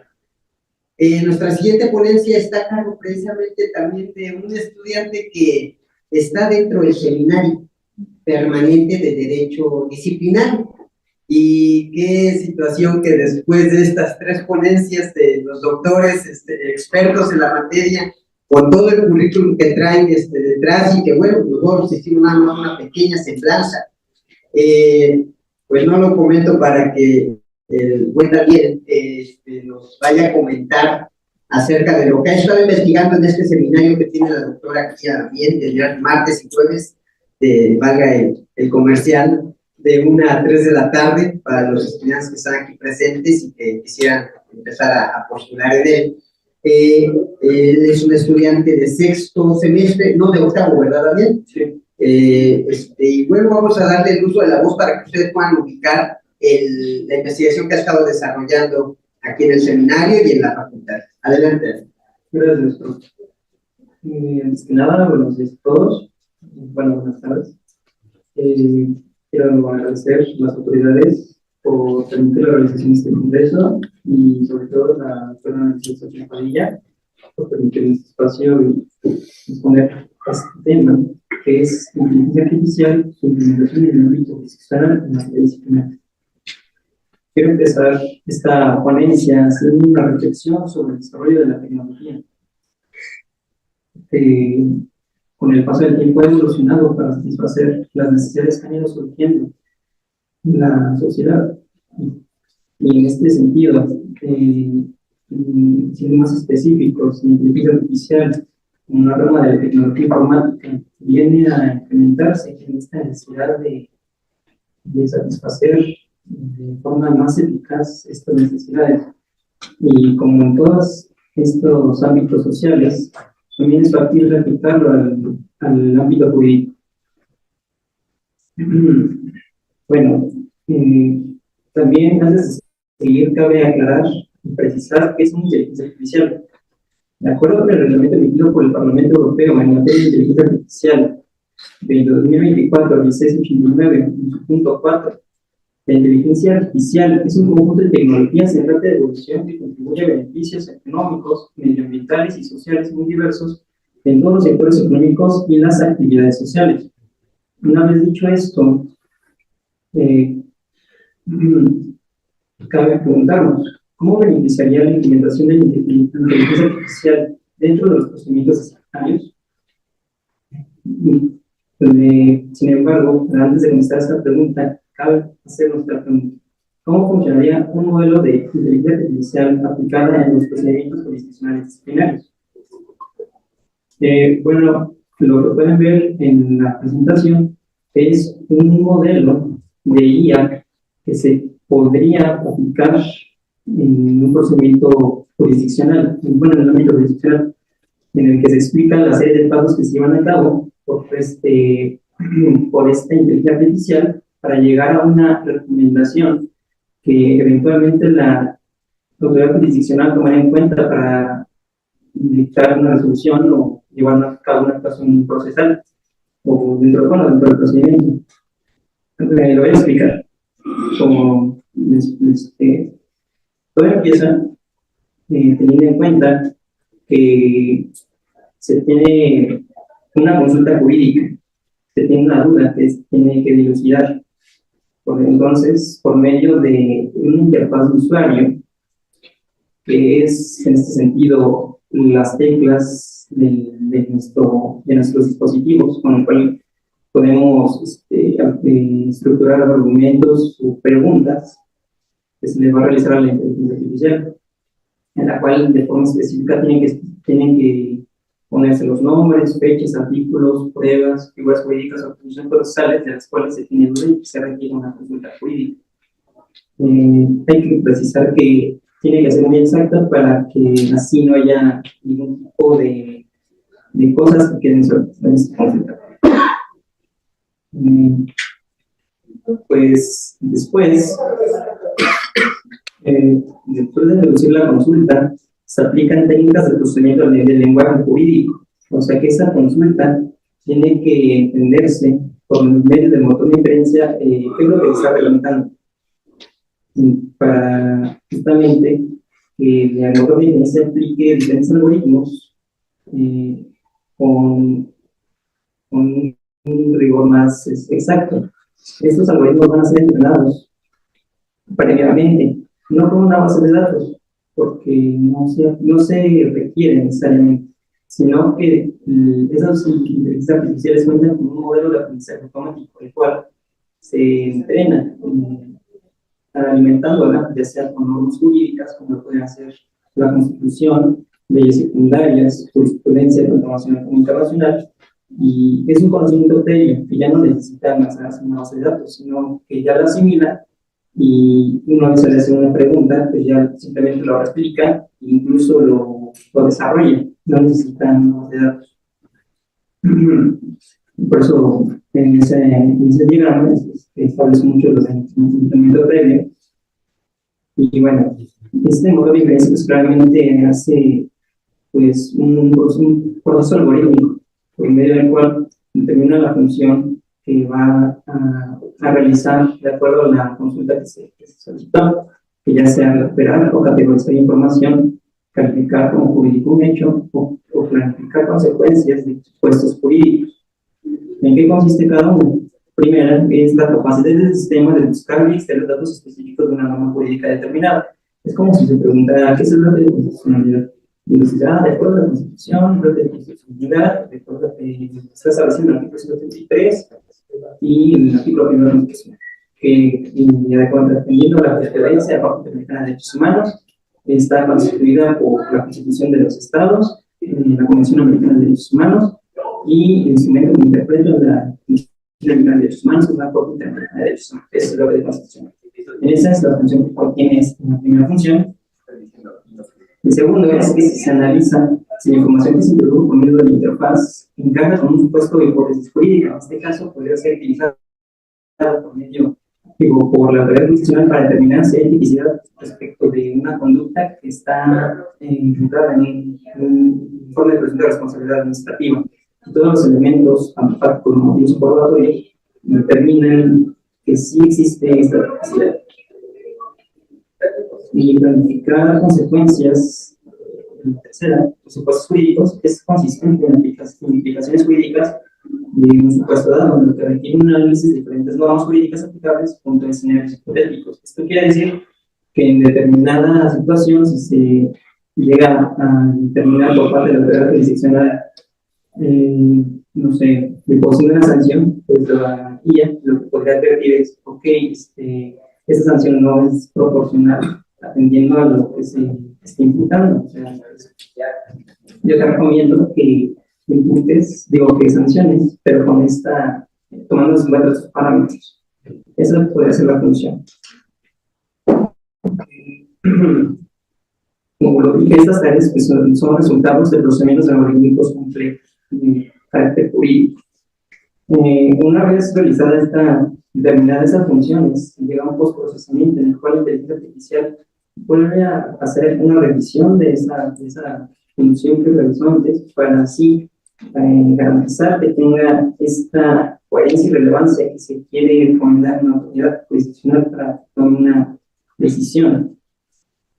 Y por último, pues ya es el último paso, que es que la guía emite una recomendación, la cual, para que se aplique en un caso en concreto, debe estar sujeta a una validación y revisión llevada a cabo por la autoridad jurisdiccional. Esto quiere decir que no se aplica de forma automática una recomendación emitida por la inteligencia artificial simplemente porque la inteligencia artificial la recomendó, porque como hemos visto en las diferentes ponencias, es que la inteligencia artificial tiene diferentes sesgos cognitivos que son incluso de origen, desde su programación. Eso lo veremos más adelante. Ahora sí, pues ahora sí hay que ver cómo se implementa la inteligencia artificial en el ámbito jurisdiccional del derecho disciplinario. Con su implementación, pues se abonará a la impartición de justicia administrativa pronta y expedita, realizando un nivel elevado de seguridad jurídica. Y a su vez, se aseguraría que las decisiones y actuaciones jurisdiccionales sean apegadas a la legalidad convencional, respeto a los derechos humanos y fundamentales, atendiendo a las obligaciones de los estados en materia de tratados internacionales sobre derechos humanos. Bueno, lo anterior tiene sentido toda vez que las autoridades disciplinarias, tanto administrativas como jurisdiccionales, no suelen observar principios garantistas del ámbito penal al derecho disciplinario, lo que ha traído como consecuencia que los imputados dentro de estos procedimientos se les violen o les pretendan violar derechos humanos basándose en lo establecido en una norma secundaria o reglamento, así en uso de sus supuestas facultades discrecionales o de plano actuando de forma arbitraria, sin siquiera observar ni mucho menos aplicar las garantías mínimas del debido proceso legal, de hacer uso de herramientas constitucionales como interpretación conforme, el control de convencionalidad y constitucionalidad de oficio, y la aplicación del principio por persona, en cumpliendo su obligación constitucional que ya habíamos comentado respecto de observar es todo lo relativo a los derechos humanos en este tipo de procedimientos. Bueno, quisiera mencionar, para dar más contexto de lo que dije anteriormente, un autor llamado Eduardo García Carrión, en el cual habla o especifica, o bueno, pues nos da a entender que las autoridades administrativas poseen una serie de inmunidades en el ejercicio de sus facultades, debido a la falta de fiscalización judicial. Bueno,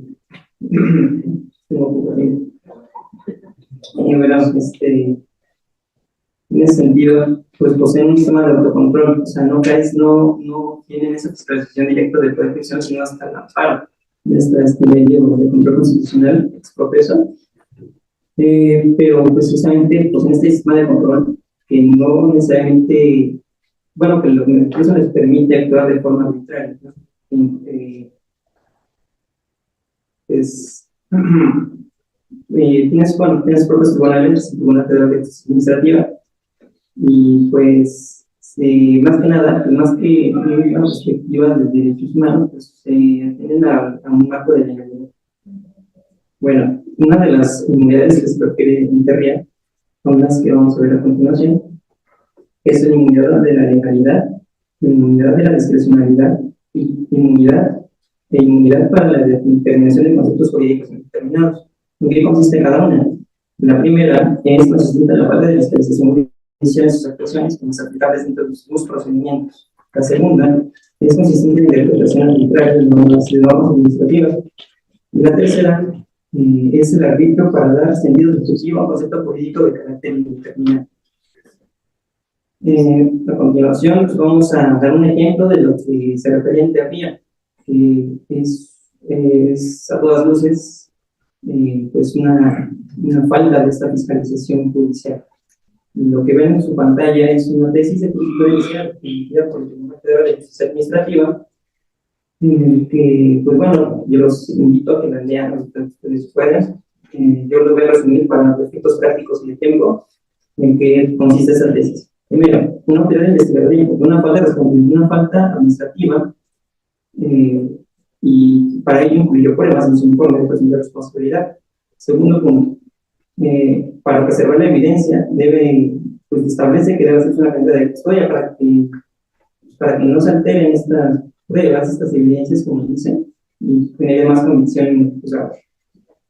El tercer punto es que se reconoce que la figura de cadena de custodia no es compatible con el procedimiento disciplinario, pero en el punto 4 establezco que, sin embargo, a pesar de reconocer que es incompatible, presume que las pruebas fueron recabadas legalmente, de acuerdo con la Ley Federal de Procedimiento Contencioso Administrativo, en la cual pues, seguía con las reglas de prueba, no procedimiento contencioso y no procedimiento disciplinario. Y el quinto punto es que se llega a la conclusión de que el imputado deja la carga de la prueba por esta presunción de legalidad. Pues bueno, siendo una relación entre las unidades administrativas y esta tesis de jurisprudencia en la que pues, se observa la notoria luces, pues una falta de fiscalización, un total arbitrio de la autoridad jurisdiccional administrativa. ¿Por qué? Bueno, vamos a hacer este ejercicio. El primer punto, recuerden que el primer inmunidad es la inmunidad de la legalidad. Pues se dice y se discute mucho en el ámbito disciplinario en la aplicación o no de principios penales en los procedimientos disciplinarios. Y es como de, ok, y unos la aplican, pero se aplican mal, como lo pueden ver, o sea, porque, como dicen, incluso en la propia jurisprudencia, es totalmente esta figura de la cadena de custodia incompatible, porque no hay una escena de crimen, no hay una flagrancia, no hay un primer respondiente, no hay estas figuras procesales penales como de los procedimientos disciplinarios. Entonces, esta falta de aplicación coherente de principios penales ante el derecho disciplinario, en mi opinión, resulta una inmunidad de la legalidad, debido a que no se están aplicando los verdaderos principios penales que deben aplicarse en sus procedimientos. Y aparte de que está aplicando una ley a la regla de prueba que atenta justamente contra esta naturaleza de este procedimiento, que es sancionar a un imputado por la presunta comisión de una falta administrativa. Aquí, pues, justamente lo que se está violentando es la presunción de inocencia, la carga de la prueba por parte de la autoridad, el derecho a saber que se imputa, la contradicción, entre muchas otras garantías. Pero bueno, en el segundo punto, respecto de la inmunidad de la discrecionalidad, pues refiere de esta interpretación arbitraria, ¿no? Justamente aplicar estos procedimientos, bueno, este tipo de figuras penales en estos procedimientos, o sea, no se motiva de forma suficiente el por qué tendría que aplicarse esto. Simplemente se invocan estas figuras y se da una razón que no satisface su aplicación. Y como tercer punto, la inmunidad de la determinación de conceptos jurídicos indeterminados. Y yo lo relacionaría respecto de la obtención de la prueba lícita, o sea, que se establece que las pruebas fueron recabadas legalmente. Entonces, considero que bueno, se hace una relación a la carga de prueba que va pues, claramente en contra de estos principios del debido proceso. Entonces, hablando pues, respecto de la prueba lícita, pues incluso hay ocasiones en las que en su obtención puede haber violaciones de derechos humanos. Entonces, no puede presumirse totalmente legales.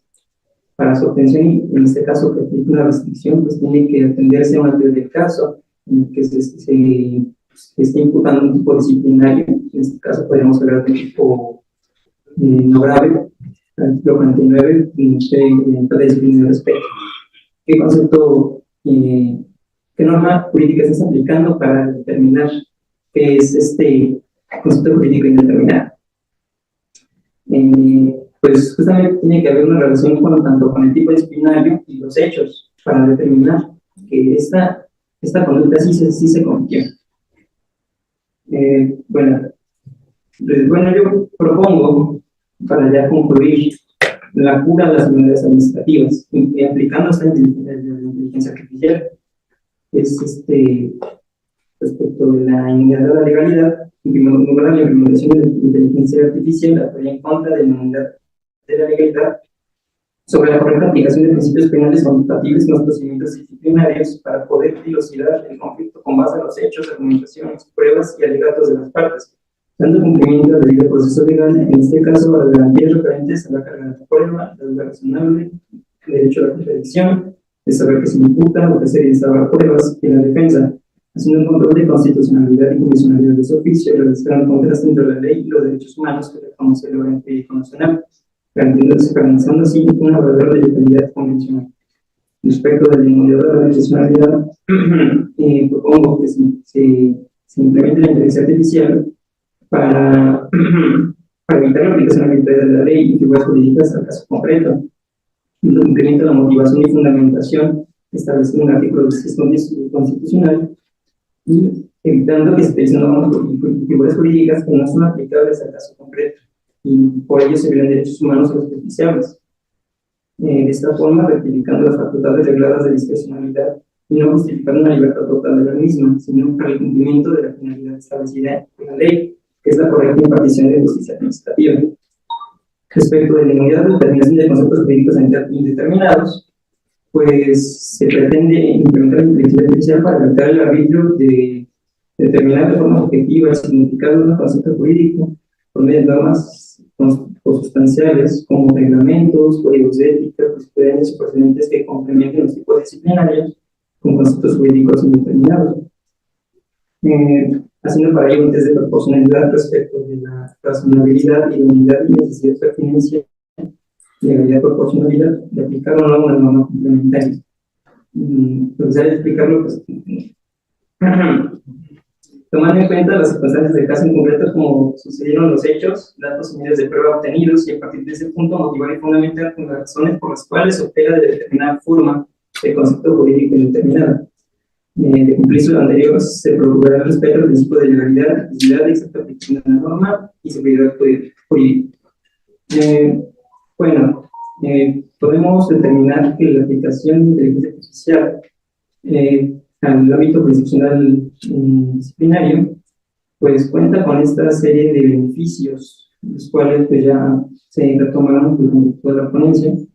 Sin embargo, me gustaría hacer una observación respecto de los retos y dificultades que vamos a tener en la implementación de inteligencia artificial, sobre quiénes serán los encargados de programar la inteligencia artificial, debido a que se tiene que dar la oportunidad a diferentes entidades académicas que realicen pues, inteligencias artificiales enfocadas a su aplicación de ámbitos jurisdiccionales o judiciales, para que así se compita y no se establezca una sola inteligencia artificial.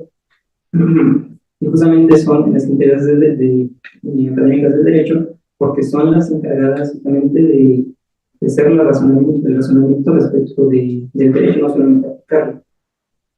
¿Bajo qué lógica tendría que estar programada una inteligencia artificial?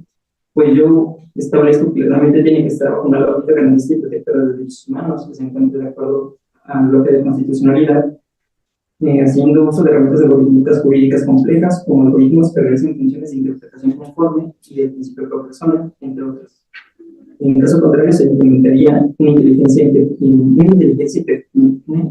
artificial a modo, de llevar a cabo prácticas de manipulación, explotación y control social y político, atentando contra la dignidad humana, libertad, igualdad, democracia y Estado de Derecho, respeto a los derechos humanos, como establece el punto 28 del Reglamento sobre Inteligencia Artificial de la Unión Europea. Y para concluir, es lo que me pregunto: ¿quién tendría la responsabilidad derivada de recomendaciones de inteligencia artificial consistentes en una incorrecta interpretación de normas jurídicas y posibles violaciones a derechos humanos?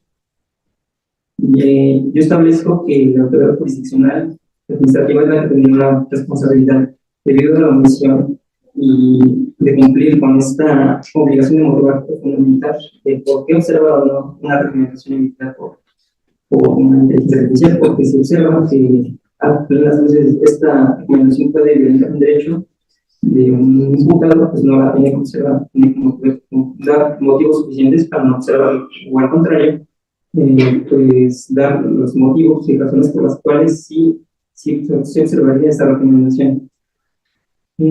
Todo esto atendiendo a este principio de no sustitución, yo lo diría así, de que no se puede delegar a una inteligencia artificial las decisiones de carácter tan importante como es una sanción administrativa, y pues justamente promover el desarrollo mutuo, tanto el crecimiento de la inteligencia artificial como de los jugadores, para así reforzar las instancias legales y prescindir de alguna manera de la fiscalización judicial. Bueno, pues gracias.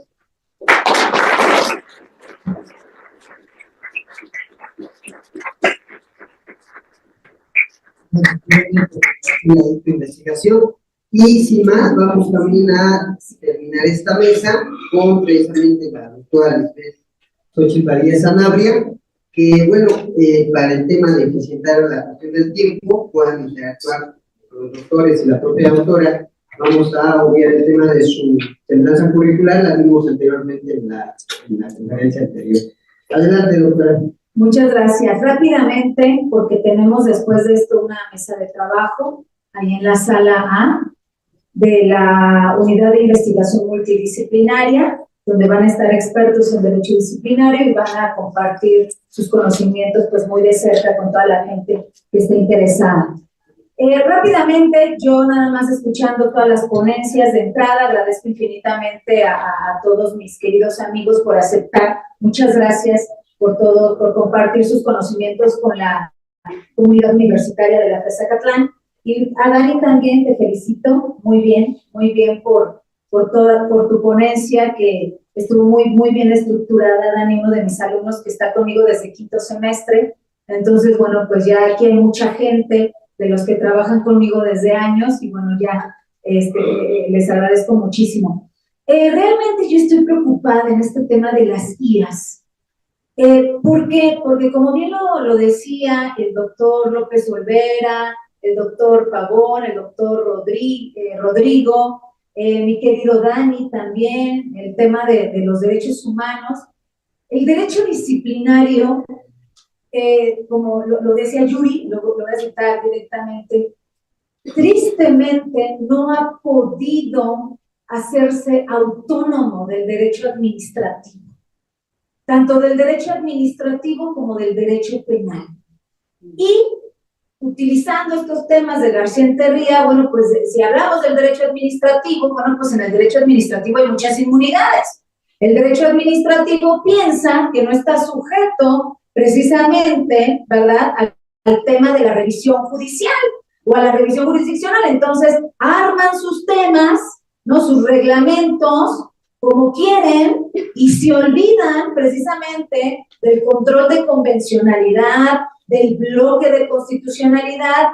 Y yo he observado en todos estos años que tengo estudiando el derecho disciplinario cómo hay una gran resistencia. Mi amiga Mónica Valencia de repente me dice, es que yo no diría administrativistas puros, pero bueno, ¿no? Cómo hay una gran resistencia de los administrativistas puros que no son disciplinaristas. O sea, que quede claro, el derecho disciplinario no es derecho administrativo y el derecho disciplinario tampoco es derecho penal. No en este caso que veíamos de Dani, ¿no? La cadena de custodia, bueno, como que de parte de quién, ¿dónde dice en la ley general que hay una cadena de custodia y por qué diablos va a utilizar el Tribunal Federal de Justicia Administrativa precisamente esos conceptos supletoriamente, ¿no? Espérame tantito, el hecho de que seas autoridad no implica que no puedas que no debas observar el tema del bloque de constitucionalidad. Y además el principio de legalidad también se confunden. Creen que el principio de legalidad solamente es determinarlo de un reglamento, ¿no? O de la ley general. Es que si la ley general me dice esto, bueno, entonces yo no estoy obligado a pedir control jurisdiccional a una autoridad jurisdiccional como autoridad administrativa, entonces voy a desconocer lo que me dice la jurisprudencia de la Corte Interamericana, independientemente de que es obligatoria para todas las autoridades en este país, de que para obtener una prueba lícita cuando se debe restringir un derecho humano, requieres de control jurisdiccional. Y entonces el argumento más fácil es decir, es que no me lo pide la ley general. Entonces esas inmunidades nos hacen mucho daño. Yo coincido absolutamente con lo que decía el doctor López Olvera, en el sentido de que cada tribunal, cada ámbito de la administración pública deben tener las IAS, deben tener sus IAS. También coincido con Daniel, pero hay que ver esas IAS, quiénes las va a entrenar, porque una IA no es nada más, bueno, pues ahí está la base de datos y pues de ahí retoma. Entonces imagínate que en la IA se encuentre esta tesis que emite el Tribunal Federal de Justicia Administrativa que violenta derechos humanos y entonces, ¿qué te va a decir? Todas aquellas autoridades administrativas y jurisdiccionales que realicen precisamente materialmente actividades de tipo jurisdiccional. Bueno, pues como ya lo dice el tribunal y como ya lo dice la IA, entonces para mí es correcto lo que está diciendo la IA. ¿Y qué pasa? Se puede legitimar y justificar ahora con mayor fuerza precisamente violaciones a los derechos humanos aplicados a través del derecho disciplinario. Y me parece que eso no puede ser. Entonces, ¿qué es lo que yo vislumbro que viene? Guerras de IAs. Sí. La IA que presentamos en la mañana, Alicia, va a tener una super mega guerra, porque Alicia es absolutamente garantista.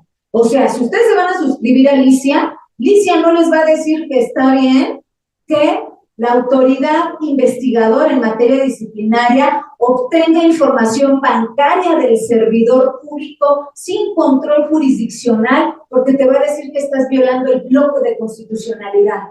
Pero si tú por otra parte retomas la inteligencia artificial que pudiera emitir el Tribunal Federal de Justicia Administrativa y ahí te dice, es que sí lo puedes hacer porque evidentemente nosotros tenemos jurisprudencia donde es cierto y el control judicial adicional es otra cosa, pues entonces ahí va a haber una guerra. O si utilizan la inteligencia artificial de la Corte, ¿no? Porque la Corte se ha pronunciado al respecto, además mal, no tiene idea de lo que es el bloque de la Corte en estos casos, y la Corte te dice, es que ¿sabes cuál es el tema? Pues como se tratan de autoridades administrativas y como no hay prisión, fíjense nada más, ¿no? Su baja argumentación, y como en el derecho disciplinario no hay prisión, pues entonces no requieres de control judicial. Entonces, aquí en México podemos violentar los derechos humanos, los podemos restringir de forma automática. Aunque la Corte Interamericana, en el caso de García Rodríguez, nos dijo, no puedes de una manera restringir un derecho automático de forma, un derecho humano, perdón, de forma automática, ni en materia penal, ni en materia administrativa, ni en materia disciplinaria, ni todo lo que tenga que ver en el derecho administrativo. Recordemos que las IAs deben estar entrenadas. ¿Y quién las entrena? Lo voy a decir así en términos muy Foucaultianos, ¿no? Las entrena el ejercicio del poder. Entonces, las inteligencias artificiales pueden tener dos vías. Nos van a llevar, por eso digo, guerra de inteligencias artificiales, por eso a mí me interesaba tanto Alicia, ¿no? O sea, pueden tener dos vías. Una, que nos lleven precisamente a estados dictatoriales, legitimando porque son IAs, y no saber precisamente quién las entrena o quién precisamente las crea. O punto número dos, nos va a ser más garantista el derecho desde una perspectiva tecnológica. Como les decía, la Unión Europea, en su normatividad de inteligencia artificial, tiene como elemento de altísimo riesgo las IAs creadas en materia jurídica, por lo mismo. por lo mismo. O sea, y fíjense la Unión Europea, ¿no? Que ellos a lo que les interesa, pues es el tema económico, la comercialización, en su primer derecho supranacional. O sea, les interesa el punto del crecimiento económico. Ellas dicen, no, espérate tantito, porque ellos han vivido estados dictatoriales, al igual que en América Latina, nomás que a nosotros se nos olvida, ¿no? Han vivido guerras, están con temor ante Rusia. Ustedes van a ser cualquier país de Europa que pertenezca al sistema europeo de derechos humanos, y bueno, pues el temor es tremendo en ese sentido. Entonces, digamos que la realidad no es la misma. Entonces, guerra de ideas, legitimidad, ¿quién las entrena? ¿Quién es el ejercicio del poder? Pero sobre todo, ¿qué vamos a hacer los usuarios y los estudiosos del derecho? Entonces, creo que desde la perspectiva académica tenemos, y operativa también, tenemos una gran responsabilidad en estos puntos, porque no podemos permitir inteligencias artificiales que violenten derechos humanos en el ámbito más mínimo, como por ejemplo en la obtención de un dato de prueba cuando se requiere restringir un derecho humano, hablando del derecho humano a la privacidad, por ejemplo, el artículo 95 de la Ley General de Responsabilidades Administrativas. Entonces tenemos que, ya lo discutimos ahorita, quienes estén interesados, nos vemos en la sala A, investigación multidisciplinaria 1, ahí vamos a discutir estos temas. Les agradezco infinitamente el favor de su atención.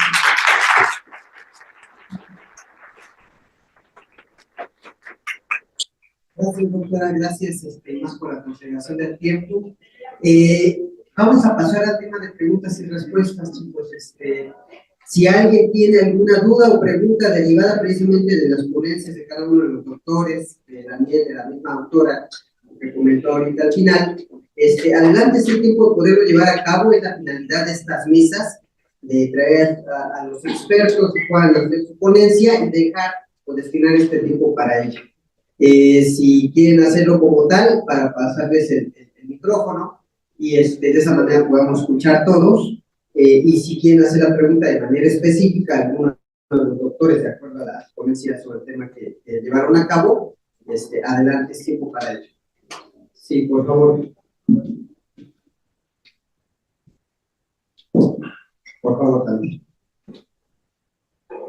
Gracias. Primero que nada, buenos días, excelentes ponencias y siempre es grato escuchar a especialistas como usted. Bueno, conocemos que la Ley General de Responsabilidades Administrativas es una de las 7 del Sistema Nacional Anticorrupción. Es justamente lo que se busca, evitar la corrupción. Sin embargo, existen inconsistencias, como por ejemplo que el ciudadano hace una denuncia y la autoridad decidirá si se rechaza o no. También otras inconsistencias, que es que las sanciones no son tan agresivas como podrían ser. Muchas veces hay reducciones o varios mecanismos. El punto aquí es, si una inteligencia artificial se utiliza por estos entes, y claro, sabemos que una inteligencia artificial te responde lo que preguntas, entonces yo a esta inteligencia artificial le voy a decir, dime por qué lo que cometió él es meritorio de una investigación. No le estoy preguntando, no le estoy diciendo que analice. Estoy pidiendo de facto que me diga por qué. Entonces, la inteligencia artificial va a realizar una argumentación que sea inquisitiva, que va a buscar la forma sobrehumana de por qué se debe imputar una falta administrativa, por supuesto.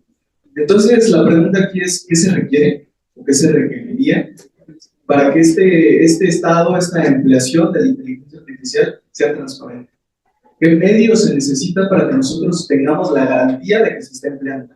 Porque, por ejemplo, la unidad de inteligencia financiera comenzó a emplear una inteligencia artificial, y que es que la inteligencia artificial determina que sí existen medios suficientes. Y le preguntas por qué, y te dice que es seguridad nacional. Entonces, creo que eso te está dejando en indefensión. Entonces, ¿cuál sería nuestra respuesta? Es todo. Muchas gracias. Sí, adelante, por favor. Sí, efectivamente, y además de estas consideraciones que nos acaban de realizar, pues tomamos en cuenta que nuestro país tiene un régimen federal y que también funciona con una diversidad de administraciones públicas. Por ejemplo, en materia de contrataciones públicas, pues ahí tenemos un problema muy importante, porque cada administración pública tiene, digamos, sus propias bases de datos. Algunas ya están en plataformas digitales, pero no todas. Y entonces ahí podemos tener problemas muy importantes, ¿no? Hay una plataforma, Compranet, que todavía funciona, ¿no? Hasta que se diseñe la nueva plataforma. Hay una plataforma para CFE, una plataforma para Pemex, una plataforma para el gobierno del Estado de México, una plataforma de algunos órganos constitucionales autónomos, ¿no? Y entonces, pues ahí tenemos información muy relevante, muy importante, pero está sesgada, ¿no? Para esa específica dependencia. Entonces, obviamente, cada plataforma tiene sus proveedores, cada plataforma tiene sus procedimientos, porque no son los mismos, ¿no? Aunque todos compran, todas las leyes son diferentes, en algún punto, ¿sí? Son diferentes. Entonces, ¿qué necesita? Necesitamos armonizar la información, armonizar, ¿no? Poner toda la información en una sola base de datos, ¿no? Acorde con la materia en la cual se va a diseñar la inteligencia artificial, porque si no nos va a dar muchísimo efecto, ¿no? Como acaba de comentar. Y nos va a dar una respuesta a la inteligencia artificial del gobierno del Estado de México. Otra respuesta, la inteligencia artificial del gobierno federal. Otra respuesta, entonces, pues va a estar totalmente sesgada y lo que vamos a tener es una gran inseguridad jurídica. Entonces, sí, efectivamente, necesitamos primero hacer ese tipo de armonizaciones tecnológicas y normativas. Entonces, sí, Rodrigo y Yuri quieren también hacer algo. Gracias. Sí, yo ya no me alcanzó en mi participación de tocar este tema que particularmente tú expones en tu pregunta, pero yo iba a concluir que finalmente partamos de que en nuestro país no hay una legislación específica en materia de inteligencia artificial. Únicamente ha habido 7 iniciativas de ley y una de reforma constitucional. En la pasada legislatura fueron 4 y en esta va una ley. Esto que tú comentas, pues finalmente es por una realidad que se puede dar. Entonces nosotros cuando estamos interactuando con estas inteligencias artificiales, pues en la forma en que esté redactada la pregunta, pues va finalmente cargada a una impresión que vaya a formular la respuesta. Yo proponía que para efecto de la implementación, digamos, de temas ideales de la inteligencia artificial, nuestro país tiene que plantearse primeramente normas claras para su uso en procedimientos disciplinarios, como que acaba de comentar. Segundo, algo importantísimo, la capacitación de servidores públicos en estas tecnologías, porque a lo mejor si la inteligencia artificial está bien diseñada, está sin sesgos, pero si el operador que va a interactuar resulta deficiente. O sea, yo he visto compañeros que tienen dificultades, incluso hasta con el Excel, y yo me incluyo en ellos. Ahora imagínate este tipo de algoritmos más avanzados que requieren una capacitación, digamos, especial. Si tienes la herramienta ideal, pero el operador no está capacitado, pues finalmente va a, ¿cómo se llama? Los resultados van a estar lejos de lo que nosotros deseamos. Y tercero, lo bien importante, se necesita mecanismos de supervisión y auditoría de sistemas automatizados, para que finalmente se pueda dar un seguimiento a la evolución y al manejo y interacción de estas inteligencias artificiales. Muchas gracias.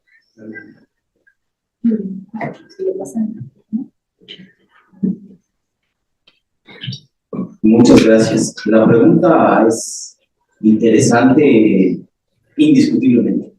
Y sobre todo puede ser sumamente llamativa. Yo creo que es muy interesante cuando elementos de este rubro entran a la discusión, porque empiezan a apasionar a las personas para ver cómo poder resolver una pregunta de un alumno, ¿no? En ocasiones podemos pensar, ¿qué nos pueden ofrecer los estudiantes? Pues los estudiantes pueden ofrecer preguntas interesantes, ¿no? Que se pueden ser muy llamativas y pueden hacer pensar.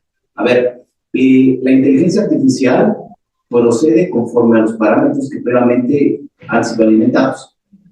En este sentido, hoy estoy haciendo un ejercicio en este momento con la ley de telecomunicaciones y coloco el dictamen y digo algo una nota informativa y muéstrame las virtudes y las deficiencias de esta ley.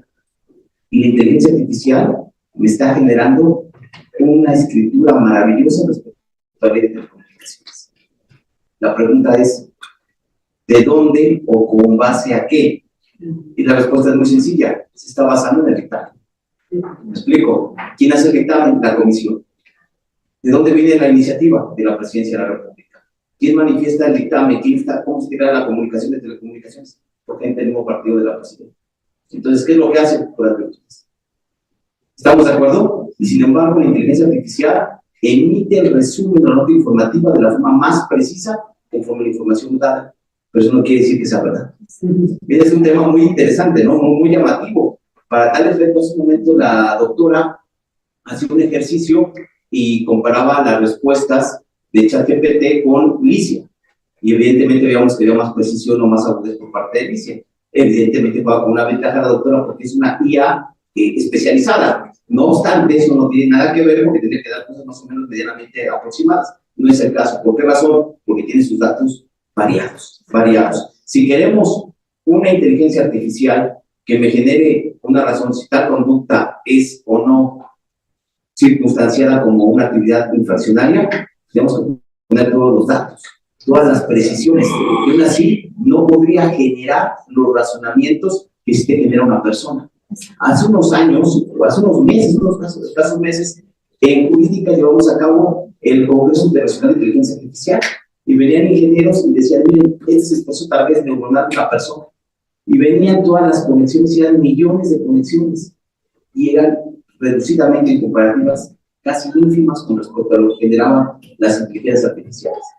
Entonces, ¿cuál es la conclusión que voy a terminar diciendo? Primero, la inteligencia artificial es un súper instrumento para mejorar y avanzar en sus actividades, pero no viene a sustituir el pensamiento humano. Eso es una cosa maravillosa. Segundo, el avance o la agilidad que podamos llegar a tener, la vamos a tener, pero hay que siempre, como decía hace un momento, o hace una mañana ingeniera, hay que precisar, hay que revisar, porque ChatGPT es muy mentirosilla.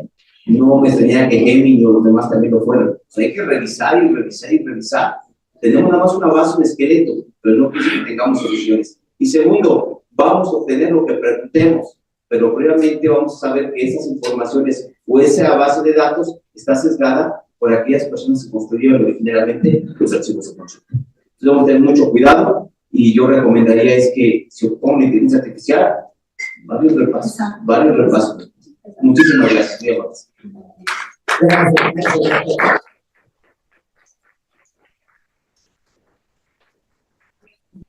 Entonces, pues agradecemos muchísimo el tema, no solamente del tiempo, que se hayan dado a que esa pregunta la haya podido responder ya de manera muy específica a cada quien. Vamos a pasar o a dejarlo sin más preguntas. Si quisieran, pudieran ser en la mesa de trabajo, la que vamos a tener ahorita aquí en la WIM 1, ¿no? En la sala A. Está aquí al ladito, no tarda más de 2 minutos. Para que no quitemos tiempo de aquella mesa, y para ello vamos a cerrar esta mesa de trabajo con no solamente la entrega de las constancias, sino un presente por parte de la doctora.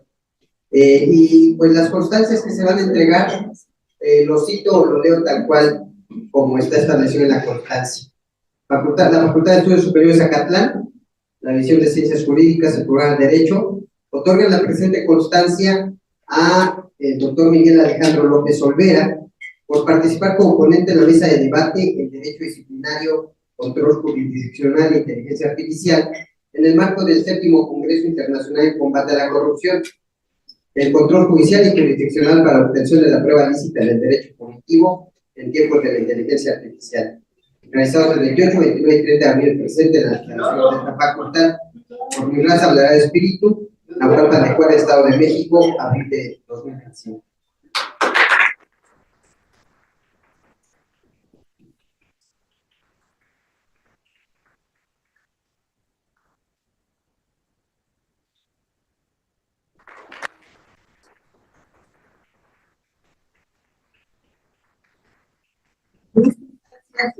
Versan en el mismo sentido, las vamos a ir entregando en el orden que se fue presentando. Doctor Rodrigo Rodríguez Sánchez.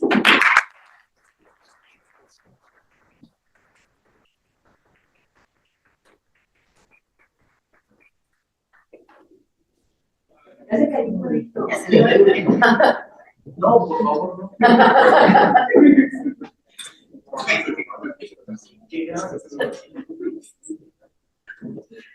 La siguiente constancia es al doctor Yuri Pavón Romero.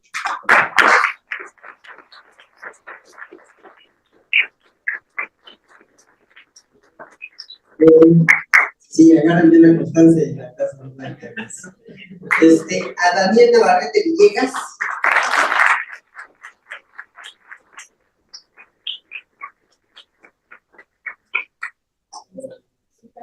Y tu taza, ¿no?